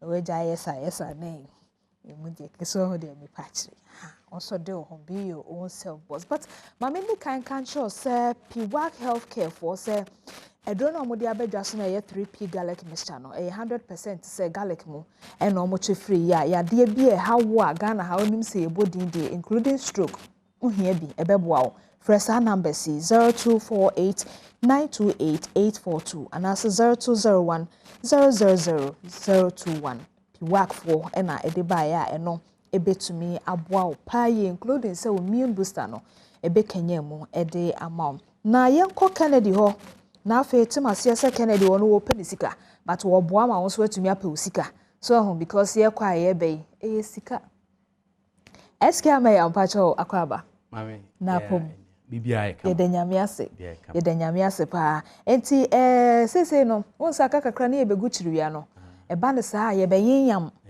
so ye be yinyam sese ye de chiriwia na egu no ye bedidi no because Christopher ni ye de ho agim so anya bi e ka se ekopoto na ekotwitwi e be ha yen nti ye be yinyam fidie kwa so eno so mo de ho akade aba bibia de ho akade aba nse na no ka se ba ko bia mo de yam to so ni mekukura mo de aba na de ya atoko yi de kuku awiza kuku ni ade ni nyina de ni nyina bi aba fulai de yam nyina bi ho seze ye nkoto mfa bibi ni fulano say no one say domestic fufu machine domestic one eno atimi ye fulano ebe yam fulano kama boye nkomoi edu Monday say na me Badom TV anokra ni ya na manije pa ye de nyame ase nya nije sonku bi sanse Kennedy digital satellite nkomo a ye bebo na ye mu ehwam de ni nyina ne say ye ton ade ma manfo ne ye san e ma manfo bi enwuma de ye ade ye kama pa na enna no pai eniema beye miensa bia mepese ye ka ho asem pa de edi kan eye abro machine okay unse enkan na ye maame mo ye dokono na entel dokono afi infant dokono nkran dokono obe time ori abro na de kusi afididem be nansa na wotwe afidi ewura no se wonya time nya abro ni bibira wonya desi ho but se yakofa abro machine no portable e de aba abro duduo bia be yam ni nyina kokunte duduo bia be yam ni nyina ayuo duduo bia be yam ni nyina okay ni nyina ne se wadwuma ye dokono wo ye dokono anase wo fiti moriton wo de ane se obenya abro machine bi na sa abro machine kro ya so ye de yam nkate enti mesre mo amotete eye granite paste mo ton emore wo ye dokono ton me kire bebre fo no me ne wanka meje baako okay e de asi ba bia wo ye adwuma no da ne da nyina na wo de ye wa adwuma afi wonso so a bia wo pa adwuma aye anase wo pese wo bia adwuma no sa machine we wo de otobia target wo bia wo ye dokono place wo ba bia wo ye na adwuma no automatically when your customer the whole of the week sika ba be gu botom no on ti ase Kennedy digital satellite ba bi ye duru no ewu abrabo mu no ye se ye ntena ase mabro ni nya bibi ma de bia ye nso be dwene ne ye bibi ye be dwene na afi wo a wakatua nso wadwuma wo complaini dani da wete strikes ahodo ye se sa ne ma ne ye pese ye boa ne ye te so wo ya ban dwuma ni ye de enka so wo abeto machine no ne koyam to unua bi wo fi a ebi onya adwuma mane start e de another income be brew wo be create adwuma so ma unua no na ono so anya bia ye nti abro machine ni de se wo ye dokono ton wo ye kokonte ton wo tete granite paste nkate aya yami ni nyina obi ama ne sanka bi Kennedy digital satellite wo Kumasi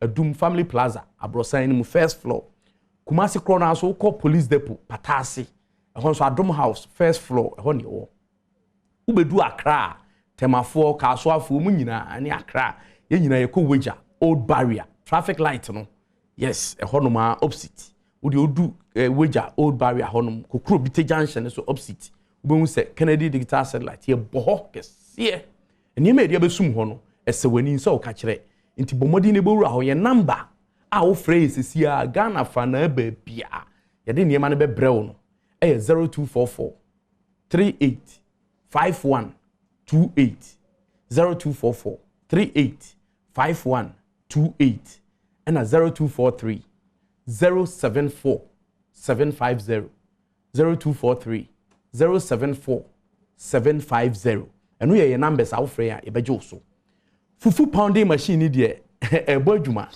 Ghana obu bia agi atom ese obi en complain bi mu masa wo tira fie se adwuma ni hɔ na wo na aye kwadfo wo ka so wo ka tua nso na wo na se be ompebre bre omojani there's no shortcut to heaven what you say ye adwuma na obenye ska fufu machine no ye de use light aba and ye de use fuel commercial one ho asem na make am enti wo so de ane se obegye baako se wakura se ho light ni ho a uni problem wo ba bi so light ho a uni problem wo de ane se obe position ba bi a choba ona bi wo ana wo potem ho a motai wo fufu no fakosi ho ukrom fakosi ho na a day when nya sika kra 200 Ghana cedis ubenya e de ato ho we nya fi na akoto spare parts bia ko ye bibi bia and driver baby says no be kekamu ake ma stories bia afidie nesi wo no de bo adwuma nti bomodin ma wonsanka bi fufu pounding machine Kennedy na de aba me se papa no ye ne de baaye ba de aka de obi anya bi ne mumu pede obekoto a wasum badwowa frɛ wo 0244 58 0244 38 5128 0244 38 5128 and 0243 074 750 sa number you frɛ ya ye beje so na e de bi abrew na sister unim say your domestic one ho de wa be use of domestic one no de so person we cake kra isam no timi e de fete sa and there's a wo fufu no esa fete isam ai wa person yam nkate kakra de yenkwan abomuni ade esa ye no so nti all in one o person we ye abe nkwan a itimi ani akwadefo na ye ntimi no abe nwonyi ju aho no se ayemre oh okay na fe wa wie bibia wie wa wo hima wie no na wo nkwan na ready no wo de wo banche no brother ni guma pa miaso be miensa na ayema wie na mpacho eno no so no eye we nyina eno ye electricity de na eno so ye eno ye lighting eno de domestic one de lighting okay efie bia obi anya bi okay ha na wo a wo pese wo pesika nso so no pe commercial one ni bi to bro machine baako no ato eye chese fufu machine baako afi mu amo yam eye atosodie bebre mu se restaurant for de omo nkwan bi nkwan bebre o ye stew bebre eno no mu hia mako machine ni bi okay eno so commercial one oji a na wo so di bo business na bibia ye kama si ye free sa na ema we so ne ye ba home appliances so dia Ghana ha obi anto yen me say retail shop bi ani ho wholesale shop bi ani ho a ne ema ye fo chen yen okay me nkan fa nku asoba de dem pesa wo ye ne say ena ye window shopping yo ko Weja old barrier sheda ko bi se surprises okay the freezer never to na no de no na sa fa toto amanfo bi de no no kwasem number no ye 0244 38 51 28 0244 38 51 28 and 0243 074 750 opese ubie laundry na ode ebia ode part time business bia bra ebe ma washing machine a umre with enu asi niam ni wi a na san dry nema no umpe we dia na pe Kennedy Adaroma washing machine bi a upe bia se de usika tie bia ebenya bi ama okay afi deep freezers ne fridges ne de ene abu se tam afi upe bibi ti se air conditioner sister hey uto air conditioner ba ku bia unya ceiling fan and dem se masori for uto TV bia so a ye san che wade okay nti ye ne oma ne de mesre esan so ye papa entwe light eno anso be bowura ho wo ye abayadwuma ni a for upe slip bra ebe hisa ne mana na de ko wo ye obi so a wutu bi aton a wo de bra ebe ma obi wa nso a ebia wo fi aburukyire ba me ha ho mfa ne mangu container mu metua duty bia ye be ye ni nyina wa ha e de amount ye number no e ye 0244 385128 0244 385128 and 0243 074 750 yate yeda Kennedy fo ase eyere no mu a adechie bia mu kunum di aduane mo no na mu kunum ni nuane a ade ache so no na mutwa mo ho jade ya no mo sempa na no obi didi matem mo Facebook say makoka se pe bibi ye ma ho e wo bra ni pa ko na wie university medofo se wa wie suapon wa ma oba wa tebre e de oba ko school suapon wa wie na otifie na wo sa hwe no a ene se won wankasa be ye bibia ma ne ho no nimde na okoje wo suapon no woni obi a won koje sa nimde ni bi no wono kro osase so ye dwuma ma ne ho a obekon kan chen de wonya sa nimde no enti maame na no didi matem o Facebook no mekoso aka se wo a obetena fie na be ye se bia no oye ma wa brabo na emomu no amanfo kra de PhD na to ho e na omo ye bibia ma omo ho medase that's why Yamisha so enti ye di nkomo na wi aka de ye akiro e de si hanum se e wo afisem enkomo twetwe so na pensem mu e ba wakwam kwesi asempa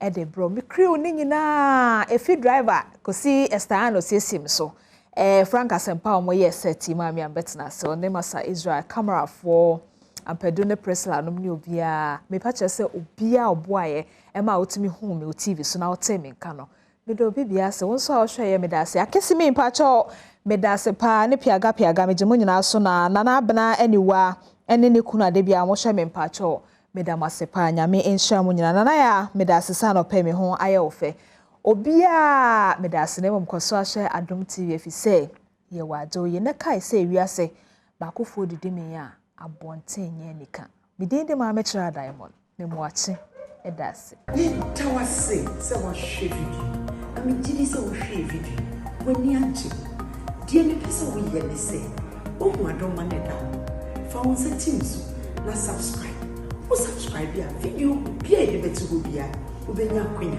na won so wati bia hwe enye no like na share die me pese wo ye ne se sign fa won se team share so na wo mi ebiso enye bi na won so mfa mo bi na ekom na ye koye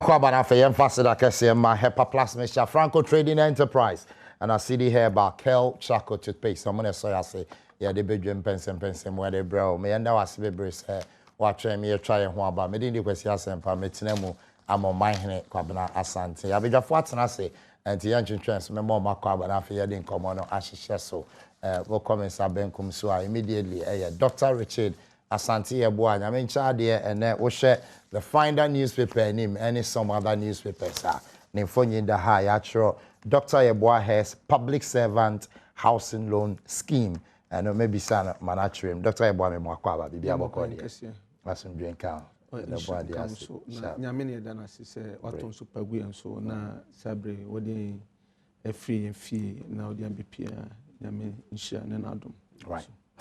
About nothing, maybe so. The new appointment, what that means. From the camp of the NDC, a former ambassador to India, Dr. Sampi Yale. No, Mr. Sampi Yale.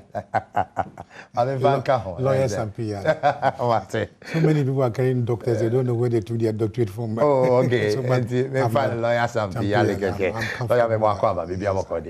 Great, who watch it? I hope send you more. Yeah, me do. Sharp. Well, first, me start in mind. I'm sure Selberman, congratulations. Well, I've been expecting something long ago from my brother. Okay. because he's been very active on the political field. You know, not only for NPP but for Ghana. His advocacy had been for Ghana. Mekai, those days now, your government, no, the Supreme Court, or the okay, another one, very famous one, what the advert graph. We want our bridges fixed, you know, all those, you know, and a firebrand. And I hope that, I know that he's a real material for the good of this country. But Minjin, this maybe almost the corner. He has acquired expertise there. Public service housing loan. I would have loved Dr. Asante Abbott to be in the health sector, where he's very conversant, you know. But intelligence. Once when you have the common sense, basic intelligence, no, if you're able to be, you must be able to excel. So I really wish him well, and I'm happy about it. Dr. Asante Abbott, congratulations. And you know, head of public servant housing loan scheme, I trust. I'm say in terms of my background beyond near operating hospitals, I think I would background finance.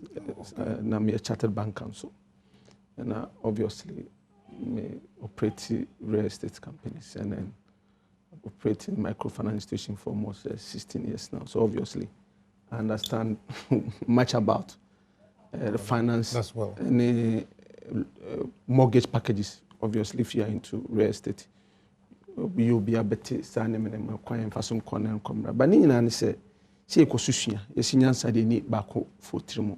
And she could do maybe a tapu in Yenuamo, maybe I say, some Pierre the minimum over the years. In the moon, ne Abushan for baby, a type of flow be a knowledge man. Ebe to me akona ye ni pano edin sa so na ya je nyansa ne be afini pano na de ba ko a SAT ase ne se sa body we na nya de ye enne body a yate asi ho okay de ni feature ase ne start 1975 nje se ya de awo ho ache na ni na ne se won dwumadi a emra no hwe act ne ja so mo no se one more body and say, public servants, service be market from the controller and accountant general, Otiamokano. So, just cut through on Kwa, dear, not say, Uhia Busia be now, Ode, I see dying, and I saw Sikaso ato dying, and I Utminia Sa Busian a free Sarge Madino. Okay. Now, me say, ni Dumadino, Ejana Cassia and Ejana board, no, ne. Minister na yin na beche na seno ni direction ni niema ebeche na ba atin so e won nkyere mu kyere oni a sika do betimi ya nti before obekwa akoduru okra no one sika a so otumi ebetimi ya anti position where our ministry ben and Ministry of Western Housing okay but ohwe board na obenya finance ministry wo ho obenya Ministry of Lands almost wo ho controller and accountant general wo ho ASL. So one teacher said there are other bodies are and a rep from the presidency. Nyina board no so with the board chairman I boama tumadi no say bet me akoso na koni pepepe. And specifically and role is saying I will play over. The executive secretary is like a chief executive officer in a government institution. Okay. And what you do is the day-to-day activities and the running of the institution so but you do that under the direction of the board, only one be the and what office by one here? Minim say near but going for the minim say she share but one na hu ni tuamuti yama America kana be hu how arrangement be sia kona yama ni pe hu but near be call kese pan say mra edru no de say digital age nti edru enim ayekọ enim bo say tusanso no dodo na no ehia so obi betu kwa afiri ni kroma na say afini fia akone na office bebre na nyina betumi adi dwumadi no ndi online ya de ahwe ansa na bia last minute ohia so besinsan krata bi na samre no so a nipa na otimi aba na board na ahwe ma hu ne bi but in terms of near say adwuma ne ne kasi ne fapem ni nyina gina board no any the minister in the direction na e be fa so any mra na e de ato ho say na hihye ne nko ema obibia. Say once again, congratulations and Dr. Richard Asante Abbott, your company appoints as the head of public servant housing loan scheme. We'll follow that keenly now, or assuming officer, Yashe and Juma Obey, the Abo of Ghana. Before I ever start the discussion, let me say a very special happy birthday and Paul Atta Kwesi Anku, aka Gavani. In fact, we love you. We Efi Yenina Paul Atta Kwesi Anku. In fact, good morning and happy birthday. We owe you tilapia head. Make sure we be able to find us some drink count. And the lawyer, my member of Sunafe, first of all, lawyer, what's your position on e-levy? Is it a good thing for Ghana? Well, every Ghanaian should believe is taxes and the educational mind. Now, so be some position and saying, I believe many Dr. Bayumia ya dwene say ye live no is against the poor. Many Dr. Bayumia ya dwene pa say she said ye nyina ye hu senior etie but ye start here and ye hu but me be some men kasa and kasa ye live there can find bumper and can ye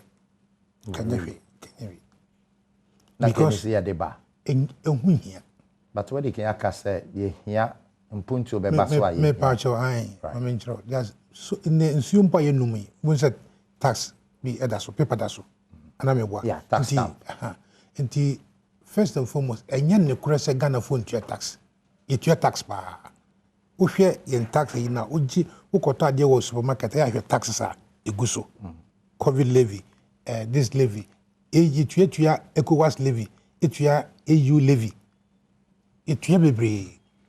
Now this tax handling bibia ya kuhu atwe hu dawre but as a lawyer no once it's been passed what you say now but the EU levy no it will multiply effect sene ko yi me ofasi brems wankre the 200 cedis na wasene me memo me fi say when for us back on, me sign sa money 200 naira bi emfa maw. The only the send me no metua. The me di bia ka ho a me sign the amount se bia obahin kakraba asempa. Usuji na fa send it. Usu fa ye bibi. Usu dey send o bi susa. No su betua. You know, that is one aspect of the tax na in there. No multiplier effect, you know. Oh yeah, so much. It's then it's like a double taxation.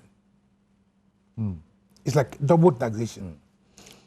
And now, again, the levy ankasa no. Adia amana be who say the government has introduced it in such a way as I say I am a policy. Inti wa ubiana won jintu manasa won tiase no. Won tiase for now no. Wo ye naysayer.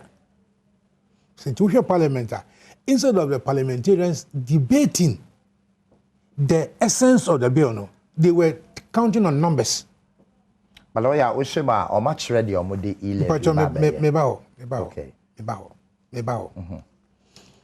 several people, government officials, aka adia e-levy ebeyamaye. Yeah. To the great minister, no, see anya e-levy na ye fertilizers. To the Rose Minister, Sianya Yentumi Rose. To Minister of Education, Yanya Yentumi continue GS Free Senior High School. And several others. And some people have said the levy has become EcoBank. So we make EcoBank. We 3 years EcoBank, we 9 years EcoBank. Until the law actually came to specify their already pay. And I believe, sir, we are expecting about 6 billion cedis. Or thereabouts from the e-levy. Now, we have packaged the e-levy, sir. So without the e-levy, no, Ghana's economy will come to a standstill. That's what the impression was created to be like. However, Asampa, between 2017 to date, Yarani loans in Guam are about 340 billion. Yakaya about 340 billion. As of today, empirically, that is what this government country is owing. I'm not talking about in terms of government. I'm talking about a country we are owing So what you say. Now, so if 340 billion into me and your roads, schools near the end, what will 6 billion do? Apple, is only Apple. See, one and so insure cap back on the building. That's where my challenge is. You know, but as for me, I am not averse to taxes because I'm not here. But taxes are yet here. You idea yet the bayer. A problem. It's a lawyer. I don't know to me and say they are buying the bayer. Yes, but we have given this government, our government, so many chances, so many opportunities to explain what you are saying, what we have used our 340 billion cedis for. Common building roads, 1D, 1F, Chief. one constituency, $1 million, one village, one Thank dam. you very much. Tina, thank you very much. Let's come to, let's say, 1D, 1F. Not so. Yeah.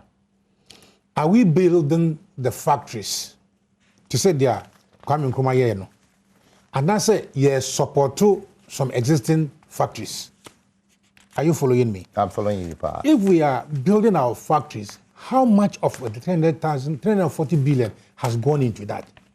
Are we not to be told what has happened? So as a taxpayer, to convince me, you must spend so much money in the 1D, 1F for this returns. Because like Doctor, an investment banker, what in Sika once he go to baby, he expects returns. And he's supposed to also inform his board members and his shareholders why he's investing in that company. Today, if I ask you, Asampa, how much money have you spent in the 1D, 1F? Who are the owners of the companies that we were supporting? Are they Ghanaian companies? Are they foreign companies or JVCs, joint venture companies? How much have we invested? How much are we to expect at the end of the year? No, shareholding say goal for say sika womo utie afibia no omoma you say we know. I want to know how much have we spent? Okay, so on the 1D, 1F, and I will share the new crusading guide anymore. Is there? I'll say $35 million 1D, 1F pharmaceutical factory commission. Go pram. At least this is an example that government is working. We started this program 5 years ago. Yeah. 5 years ago.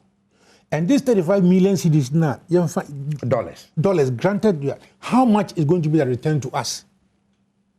In terms of employment. I mean, in India, when they are doing investment, they look at certain issues. Investment for what? Production, investment for employment, and all those. So me, I will not say Xavier program is successful and not successful. I can only say that because I have not been given the facts about these things. For example, if you say equi juice, okay, your investment money send a home and the returns in terms of profit. A Juma for send yafa. Often they say, oh, your fan club say so many. You send people there, and that is not the case. That's what my worry is. And you know, the three members of parliament, Honorable Haruna Idris, Honorable Mama Yariga, and Samuel Okujeto Ablakwa, moved to the Supreme Court to block the implementation. You are for it. Often, when you have arguments with my brothers and people, all they say is go to court. And I mean, what? Has it not been the chant, go to court? So, going to court is everybody's right. Obia officer assembly court no. So it's not whether I support them or not, but it is their right to go to court. And I will go court and I say court na trada. You are supposed to attach your statement of account. Statement, isn't it? Your pleadings, you have to attach it. The remedies that we seek, you're supposed to attach it. Then the court will look at it and say, no, you are justified by law or you are not justified by precedent. It doesn't take Oseche Minister Wons. It doesn't take him to say, what they have sent there is relevant. He hasn't got any right to say that. But he believes in the strength of the government case. The good news is that meaning a lawyer for. But he believes in the strength of. No, but when you do that, you know you are being prejudicial because I said no court. So why do you want to judge? Lawyer, but he's a lawyer, I'm a lawyer. Yes, but sure. you know that I filed my statement of claim, you file your statement of defense. Your filing statement of defense doesn't make you right or wrong. My filing the statement of claim doesn't make me right or wrong. It is for the judge or the court to say that. I cannot go and tell my client and say, because I believe in the strength of my case in the winning. What I say? Because sometimes the procedures are used to stop your case. Okay. So what I'm saying is that, and it does not take such a boom, unfortunately, my good friend, to say, we are majority leader. You are supposed to build consensus. Often you have advised people say, won't you be a for court? What court? Jama court nanka omasem. Okay, lawyer Mate, for lawyer Sampi Ali and Alternate can representing the NDC. Dr. Richard Asante-Yeboah. Now, for somebody of the caliber of Honorable Sechi Mensah-Bonsu to make that statement, it's prejudicial. Or a lawyer. Is that not? I don't think so. I don't think so. You see, I did back when I said TS and they say, young fan say, oh, court. Unijide o wasema on court me bwana. Nti bia oni menu na ekopem so court. O jide o na asemu, nso o jide o asemu. O ka se o me de ma asemi de. Me fi se me yonko amene ne kopem so court. Na asem na o kanu de aba chere nim. Me o jide o me de nti me se e den a nyame adom nti me de ne be ko nanim na ono ne de na court na to agu. Uni sa jide na on court. But Honorable Sechi Mensah-Bonsu on your defendant in this case. Can we say Okan ho? Yes, but directly on your defendant. Miss Unus can we say Okan ho? Me metie directly me your defendant. Attorney General na any NDC for ebedi sa nyema ho nkomo ewo court. Na me ogide wa ban instance na ban case mo. Ti me ka so me ogide esa NDC for Supreme Court a omunkita one evidence. So 2020 elections no nema because omo njintum eno kwa no mo gidi omo nkita one single evidence omo kotena ho ye bi so omo se na ba no kra na eto no munya sen na ba a obi antimi ama simple answer no mo gidi say so omo win. What was the basis? Was that the case? Was that the case of the NDC? What must I say? Na omo gidi so omo win. Was that the case of the Don't put an example which is inaccurate. Now the baby. And so no more did you? Don't put that Don't put the statement. This is not accurate. Don't worry. And some people na do it. Na near set here say. You know NDC for omo two etwa sabi omanmu a enya ade beboa NDC for tena Ghana ha omokofa condom tax any cutlass tax omode eto cutlass so se yenu am akuafo ontua condom tax no mbenya 23 million ene kwa no mo nieje ho omusomu ede beso Ghana fo na ye hwe yilevia enye tax ebetimi amaye between 6 billion to 7 billion o si ade na ba na etu sa na mo no we akoma oraba umia bamu se oraba umia ekamre bi atwam se ono de momo no on support o se o se ilevi wan ka se ilevi o se momo ni how ni se udi agura obeti sika free enyafo boto yeah but ilevi momo ka ho beba o se momo udi agura obeyi sika free enyafo boto ba ilevi momo ka ho ilevi momo ka ho na sadwen na atache ni any MPP odosun kwa na adan kwakufa de woma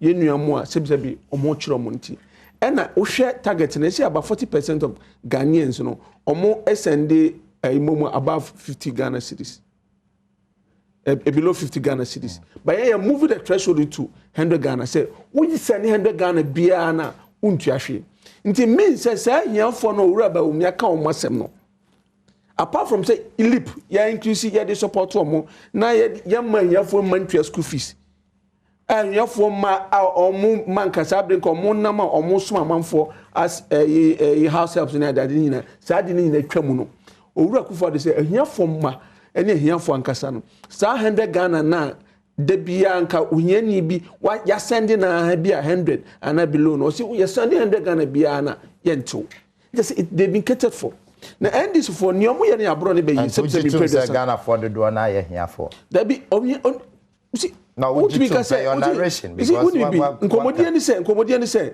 yes say obeka so bi ye ohiani no ye wo nipa ye group a wo to me say o kire say we based on sika onyan bosome any living standard ni ade no say nipa no bia oyobia no che nankasa sanko submission no o can say Ghana for the do na man ka say Ghana for no 50 Ghana cedis and I say very good okay until no more movie threshold in the call until 100 below now sanko for ye dosu nti sanko for ye dosu sa no aban si sanko for mo ndi omo as government there na mo ya boa yen si ye be fisa level no that's the most important thing no bin na ye ka kushi se aban yi bae se sebi impedance one fa o tua oba school fees e no wo fa shemo school fees ka tua enso di no what me asendi bi akomo bi aban si wa som school fees o tua of course o tua o ma school fees no nana mo no wo fa shemo school fees when tua wo ma o examination fees on the tua na sa ne ma nya o ye ni nyina ma o hwe nso a wo sa efa kwan bi so akreti nwuma manipa na me say endis for bro ne be ye hu asem na me kana wo de we bitwam no papa yin say na endis for da o mo wadi say on kita akonya kese no so nko ade no mo ti akonya kese ni bibibia enhye nengu wada ho sa hwe bible ma King Solomon na ma mi fo mienu ko pie ohene nanima na baako se ni baako da ne baso kunu na baako da ni banguye na osi chinchin achi ye nchen kura mu mienu until say ma me na wo hwe na ni suni ne ban ye MPP ni no okase no bibi so si akura opese ogina umfa ma no na onyina obeso nyina ni nia ni su eye NDC ni no si munchem wo hwe niam papa bi ekoso mami bia NDC for si omunsom ye montungu 11 edu baby minority leadership oni de ye de ba 1% ope edu baby ne party member so yensom osi ne sade ayi yensom bi chinchin enam 11 ti omo kun toko parliament e create problem of Ghana ha e ma even ye city ni depreciate ye e create a lot of issues ma ban na enam so omo tie konwa kese no sintini e begu engu enshin ke Ghana nshi na omo de omo mbra sa na adwe ne kita ndisi fo ndi sa adwenbone san emboa uso court multi parliament and a pass here and na omo ye reading so kra mo mbese bebre participating in making correction in the bill na abe access you know sa inchicheni na ekoso na mo parliament edurumra ye mutu president speaker of parliament put in the question na most of them mo dwane free ho na no nkere se emra no enye adwuma enti ye speaker of minority leader church say emra na speaker no ebisa questions no na your members are meeting the threshold to pass it including some of the NDC members no munye free chambers no mu and there video evidence to that effect enti no wo gidie say nia mu ye no ye ade a enkosi hwie say sabre wutie na wo nkokon toko ba bia na wo ti so bi do akokko de say wo wa banifie akokko wo sunwan obi ewu so TV so ndiye tu court sa na tena ka say akwara se makoy dey exercise fertility na enkosi aga because me no na me TV so on cry ti ma da be kon e ya say enye so cancer na o can say and the fact is the 1st of May 11 no it will be implemented I been to say ngo o say e di be ye adwuma na Ghana for so kura bebre ni age okay say ye be new opportunity to contribute kakranka dia support na me nua panyin owura sampila ka bibi said o seni sika ma we ya yakoti we opayin o seni sika na 200 Ghana cedis no the example the first 100 Ghana cedis on tua levi also yes the only ayo betua no ye if I say on the remaining 100 Ghana cedis the remaining 100 Ghana cedis no menya so obesende another 200 Ghana cedis akoma another person what send there be a 100 Ghana and say below that and also on to your also. The answer no can all the argument in any no, but beyond the first 100. Near one say, young can who says, Sabre yet he. Would you a country a tax when yeah. But Nakoto a general restaurant, so that's Sutia. Who sent your tax? Who could talk more to a kind of full good camera. That is how the economy has been designed to be. to help build and you're raising enough revenue to build a country. Infrastructure and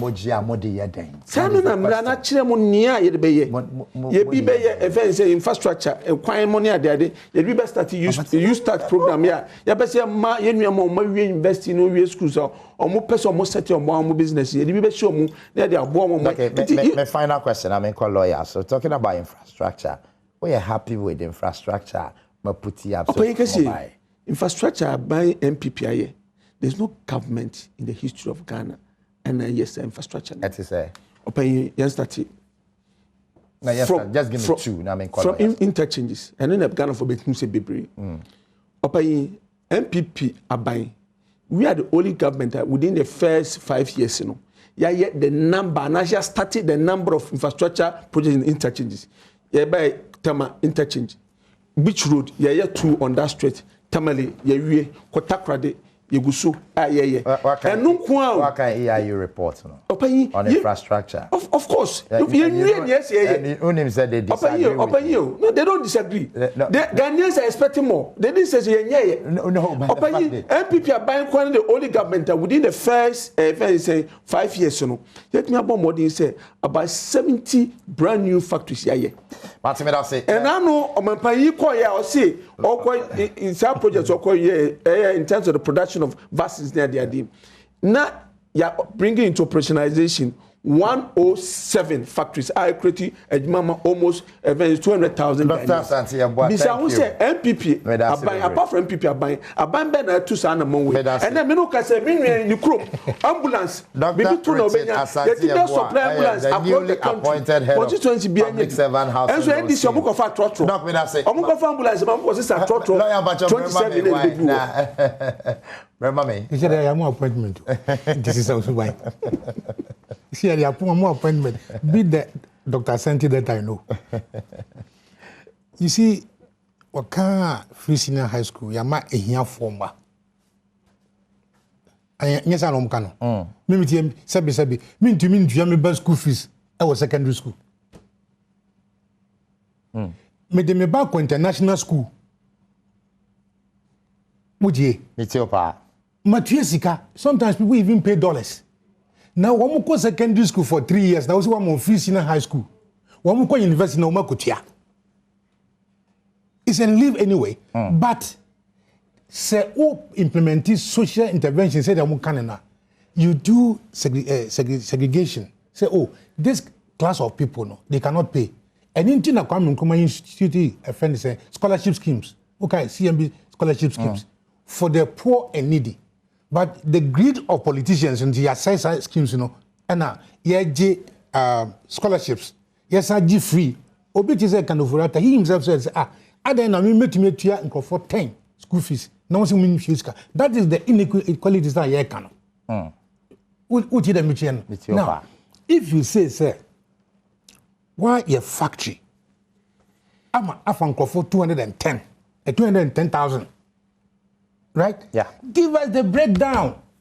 Yeah, simple. Give us the breakdown. Give us the location of the factories so that people can verify. And then by the Registrar General, he knows, and I know, say, Registrar General, who are the owners behind this company? All right? Yeah. So that I will not give, Madam Fuiko Public Service Friends House in it. Now I am Madam Fuiko, even though I'm not a public servant. Now, what is that the proper use of the money? Is that the proper use of the money? No, but Doc said what my lawyer much will say. Sikano, one can some set new factories. And you know in America. And but you and I, wouldn't say that was the narration during the elections. Yes, at the time they were saying it. We all believe this. Build new factories with the partnership of the private sector. No. But Dr. Santiago, private sector has always been. Open your manifesto. Campaign, you never explain it like that. Be it as it may. Yeah. Me concern as a Ghanaian. Me say, see, the tax a year investment in a company. What is the shareholding arrangement? Saying in a government, every government there, they say take a company like Goil and other companies, government will share womb. At the end of the year, you're expecting so much dividends. Not so. Publish that. So that all of us will be at ease there. Our policies are good policies. I will solve a problem. Now you have set up so this much many factories. Look at our economy. Look at our economy now. Factory now museti, is it for what? Pineapple? Is it for gari? Is it for this? Is it for that? What's a tea factory now? The factory should address a problem of the economy. Publish it. That is the number one point. Now, we have given tax exemptions to companies. Yeah. As a taxpayer, I want to see the benefits of a tax waiver to a hotel so that I'll be comfortable. So, me hotel no, a bag for Ghana for, a my dividend say and they say, publish it. That's what I'm calling for. I'm not saying that you have done wrong or right investment. But what's your precedent now? At the time I'll commission this particular one, I'll say, I built 107 factories. Where? This year. I read it. That's where the paper is saying, and that's what the president is saying. Where are the factories? Listen. Lawyer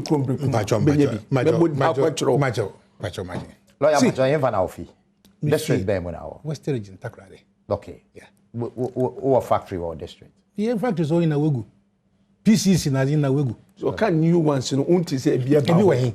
Maybe so. Maybe so. And the Ghana won't go with some fair anima. I was in Tamale. Yeah.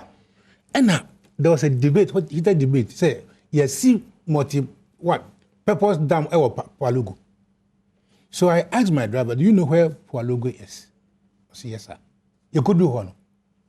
Now, Sana, old bridge, and the one function was in the one painting. To date, not a single block alcohol. My producers and print it and go to Pualugu farm.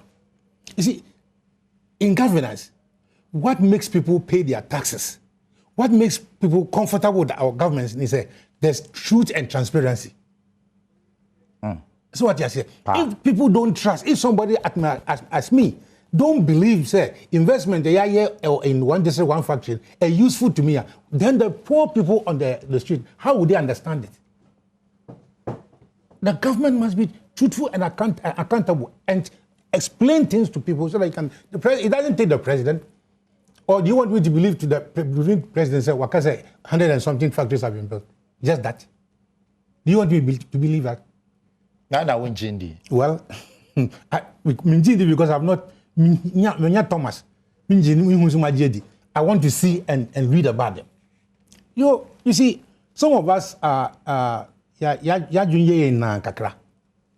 Because this is a government in opposition. They were saying that they were going to move from taxation to what? Production. Yeah. My own MP as Lausu. So he says a taxation there. You can buy 18-year-old, but me, I'm a rural country. Did you hear that? Did you hear that? And Dr. Baumi also said it at Central University. So if the government that promise say, from taxation to production, they are jubilating for imposing taxes there, then we have a problem. Well, to us, obviously, for say, I don't want to join a big person when you're the Bruno. Within the question, lawyer Sampi Yale, a former ambassador to India, and Dr. Richard Asante, the newly appointed, the new.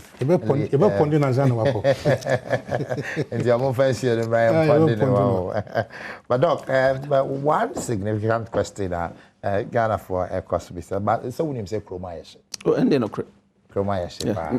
Ghana some but if you ask but then you covered Ukraine, Russia, or.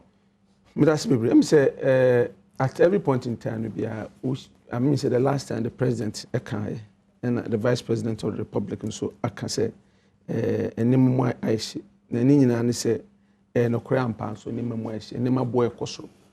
Now, she and Nima Bona Kosrona, and yet Ghana Hankwana, Ejina, Babia Obekubia, and Nima a boy Akokosro. Now, as any party assessing in 18 months, and ya dear, Ura Kufado, and Baumia, and MPP are buying, and a 2 among Bintina and Nema Boyadin. Now, Udi can't call COVID. Now, share COVID before best COVID bebano. Now, Ghana, Ubia 19 shed no smas, Mebuana.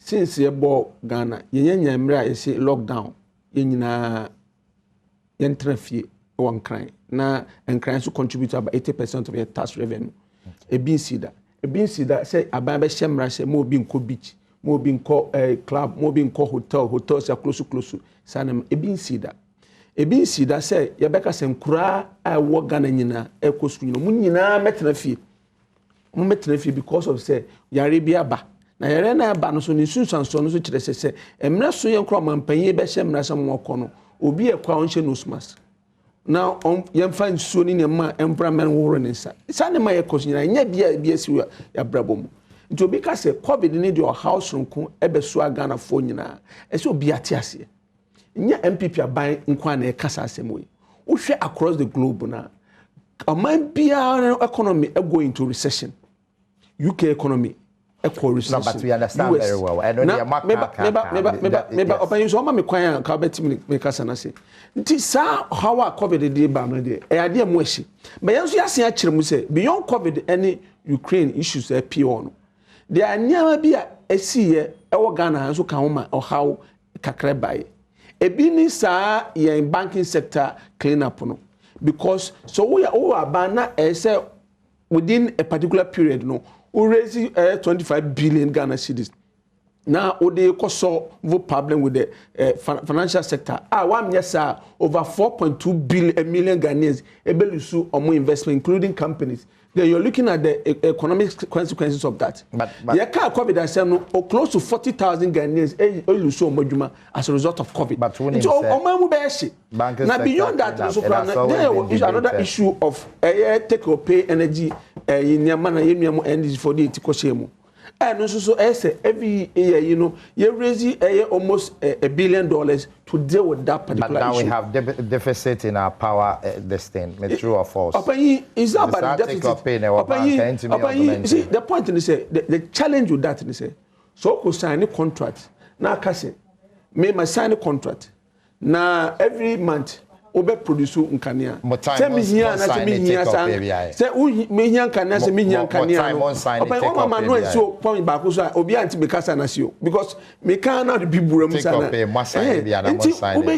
yanya bi mon sign obe yanya take up mon sign obe yanya bi enti ni a kira ni se sa shisha na end for the by your house nko be so o man no ko be di ma ban lose close to 20 billion in terms of revenue as I can buy yenu am end so munya sika o munya yenya sika bia obi de be chai sika bia yenya ya yisu ye bia busia aban ko boy ndo ko ka se nya we munya so bi sika bia be cha aman no na na set ase ne se emra covid so buy no o mampanyi ahwe nipa abrabom ene nipa nkwa first ene ntina o kire say yenim kwan a ye betimi ama economy asante ananti atomika but say nipa wure yenim kwan betimi ama nipa na sorry ntu nchiche de bi ba ne say nsu a ye de ma Ghana for free Ghana for nyina nim ye mankania ye de ma Ghana for free one a normal life consumers no ye mo for organizations of a year e de support to one and so ye de che Ghana for ye mo obi mo aduane a ya noa obi mo so aduane na ye raw so mo nkonoa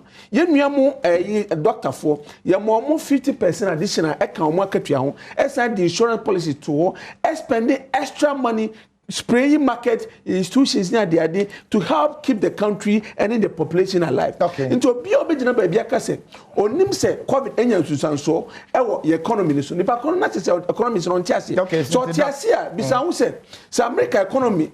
Tiasi, na UK economy Tiasi, German economy Tiasi, na Meloka say, I want who cry they will Germany.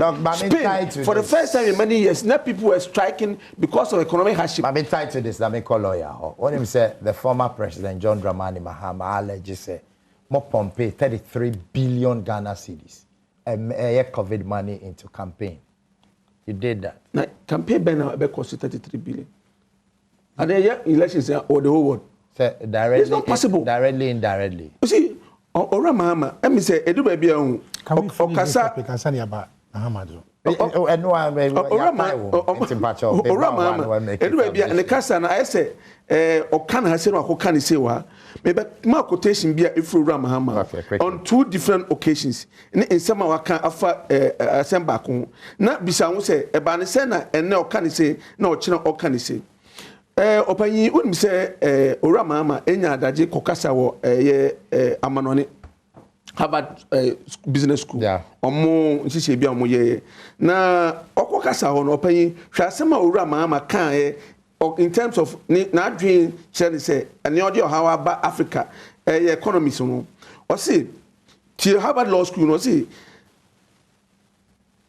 this has devastated many African economies. He's referring to COVID and sunk them into deeper into unsustainable debt and economic downturns.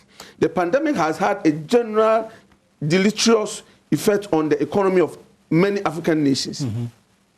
Ora mama ojina hono kasa wo sa platform so na seminar ne say COVID ama Africa any wiase economy ni nyina asireti ase na e kasronko a aba besumye because a revenue seni ho revenue perform and so oman no ebomode keep nipa alive and they have implications so by investing in the lives of the people including hospitals and any COVID vaccines or procure ora mama ne kasa no okopia mo no ne obepie Ghana o si den COVID anyan so Edrem na COVID ban. What is ora mama in history? What set up any committee before? But COVID ban. Abana sort of set NDC 2x4 COVID event say Timbi. Okay. Sunday on the Badwam. Of the no ye.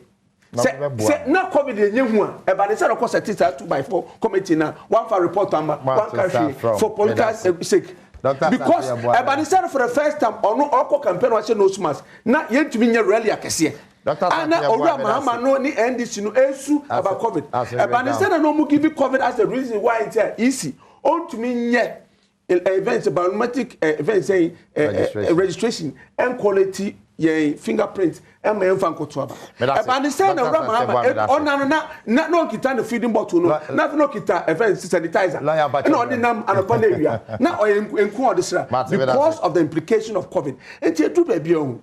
O man ni na edo no ora mama eja o mabushman ka mepe o yam mpanyin obesom odi ne de ko but etu pepe ne kasa wo se be producer eja makasa no enkyere se wo man no do because edumre bi last minute edumre bi ora mama my lawyers a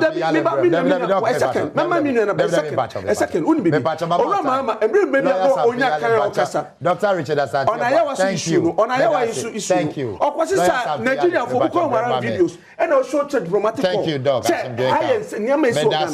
Richard Asante thank you lawyer Mpacho Bremame Santiago, you read just a paragraph of what Dr. Mr. Mahama said. The specific quotation, what he said, say, some countries have done better in their management of the COVID. In the case of Ghana, we had 33 billion cedis as monies from outside. But Masa, Yabutere. 33 billion from where? Shabutre. That is what the paper quotes. Masa, yes, and the quote, you know. But our government has refused to account for it to be audited. Yeah. That is what he said. The whole argument here, but my lawyer. The members of parliament will report of the usage of the money. My lawyer, thank you. I'm quoting what John Mahama is supposed to have said. 33 billion. Say, COVID, you know, we recognize it. Say, Africa, in particular, countries are no only good economies. Indeed, they have come out very battered. And cited the case of Ghana, say, NPP people were always saying, say, our economy was the best. But we came out of COVID very battered. Now, money for COVID, you know, has not been accounted for. And it is believed, say, it was used for election processes. That's what Mahama said. Chief, how much did we receive from the COVID? For the COVID? Do you know? World Bank, at the point. At the point, you know. Yeah, go two figures. Yeah. No World Bank was some I'm quoting different you figures. Are quoting different figures. Yeah, fact. So as now, we don't know how much money we receive from outside for COVID. But he, as the former president, has figures. And our coach is at 33. I couldn't have quoted those things. What you say? The 33 and not gonna pay me back. Maybe so say, oh, the Mahama quoted and wrong and I say right. Nanka who fear by me. Watch them so be you receive 20 million and 30 million. Let's just say, me go fear and I say, you tear phone so I satisfied. Oh, Sikana Yaji, no, now, these are the group of people. They be not NDC4, IMFO. Now you are aware. Mr. You are aware. What is you aware? Say, oh, we be say IMF, young IMF, young IMF. Inti, they deny I say young IMF, you know, and then they say, make us say, Minister of Finance for experts, our World Bank. Next week, another group is coming. Almost if you ever. And your World Bank in charge in Anibi. I said no there, but it's different from going to IMF. For what? Uko IMF, I just said they come with their conditionalities. And yes, as a result of COVID, you just have IMF.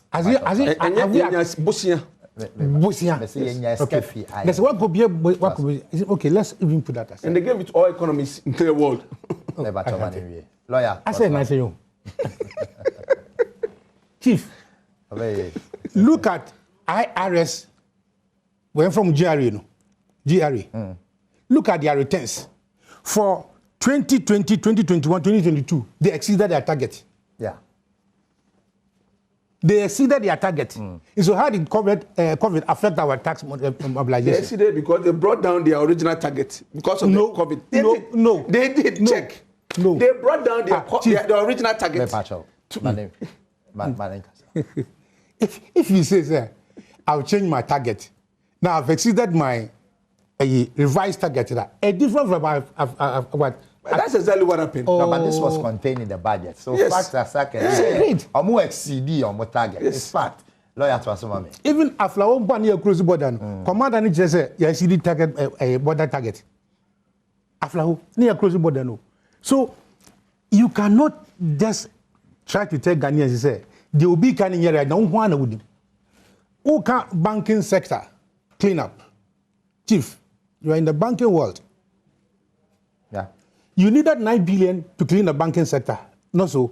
Now you come and say you have used 25 billion. Meanwhile, not a single bank customer has received physical cash. What they received, Dr. Zantiabua, is paper money. Paper. For 5 years without interest. It's just several of them. Several of them receive physical cash. Just some few. Percentage. Some threshold. But there are a lot of them are still almost uncommon. And then okay. Yeah. See, it is a who are spending 25 billion in cleaning up the banking sector. That's a majority of them in some countries. Not majority. Minority. It's not majority. Those who have not received more deficit taking institutions. Dr. Santiago, with the who are BEM, fine one. Tomorrow, let the government publish all the banks, Sika cleaning each of the banks, and who have received what, and then I will be at peace. We cannot just bandy figures around and say, oh, you are spending 25 billion. 25 billion cedis of Ghanaian money is a lot of money. And I mean, what? So you cannot just say that. When in the initial stages, you told me, say, you are going to spend 9 billion. Now you have exceeded to 25 billion. I have a right to ask, don't I? Sure. You know, and in the Ministry of Information, yes, government communicators. And so when they are coming on set, I am expecting, say, they will come out with figures. I remember government, I am transparent. Am I right or wrong? So if the government told me, say, they're going to spend 9 billion. Now they have spent 25 billion. But most of the people have taken paper money. Yes, tell me the percentage of people money. $9 billion. More NDC for na more betu just say. Mofi say. Does it mean say 9 billion here for the NDC for na say. Sa jumadie no Omo fi say aban keep oma banks in the United States. No we investing 9 billion woman. No, Dr. Santiago, does it mean say 9 billion you here to invest? Water. 9 billion. No, maybe 9 billion. 9 billion. That 25 billion any year. Na make up question is where only be. And this for na mo and this one you class bank. Na mo go bank. But was me bring Dr. Richard Asante newly appointed head of public servants housing and Yatine Kana and a lawyer Sampiale, the former ambassador to India. Me need person asempa. Me na was me bring say share big person.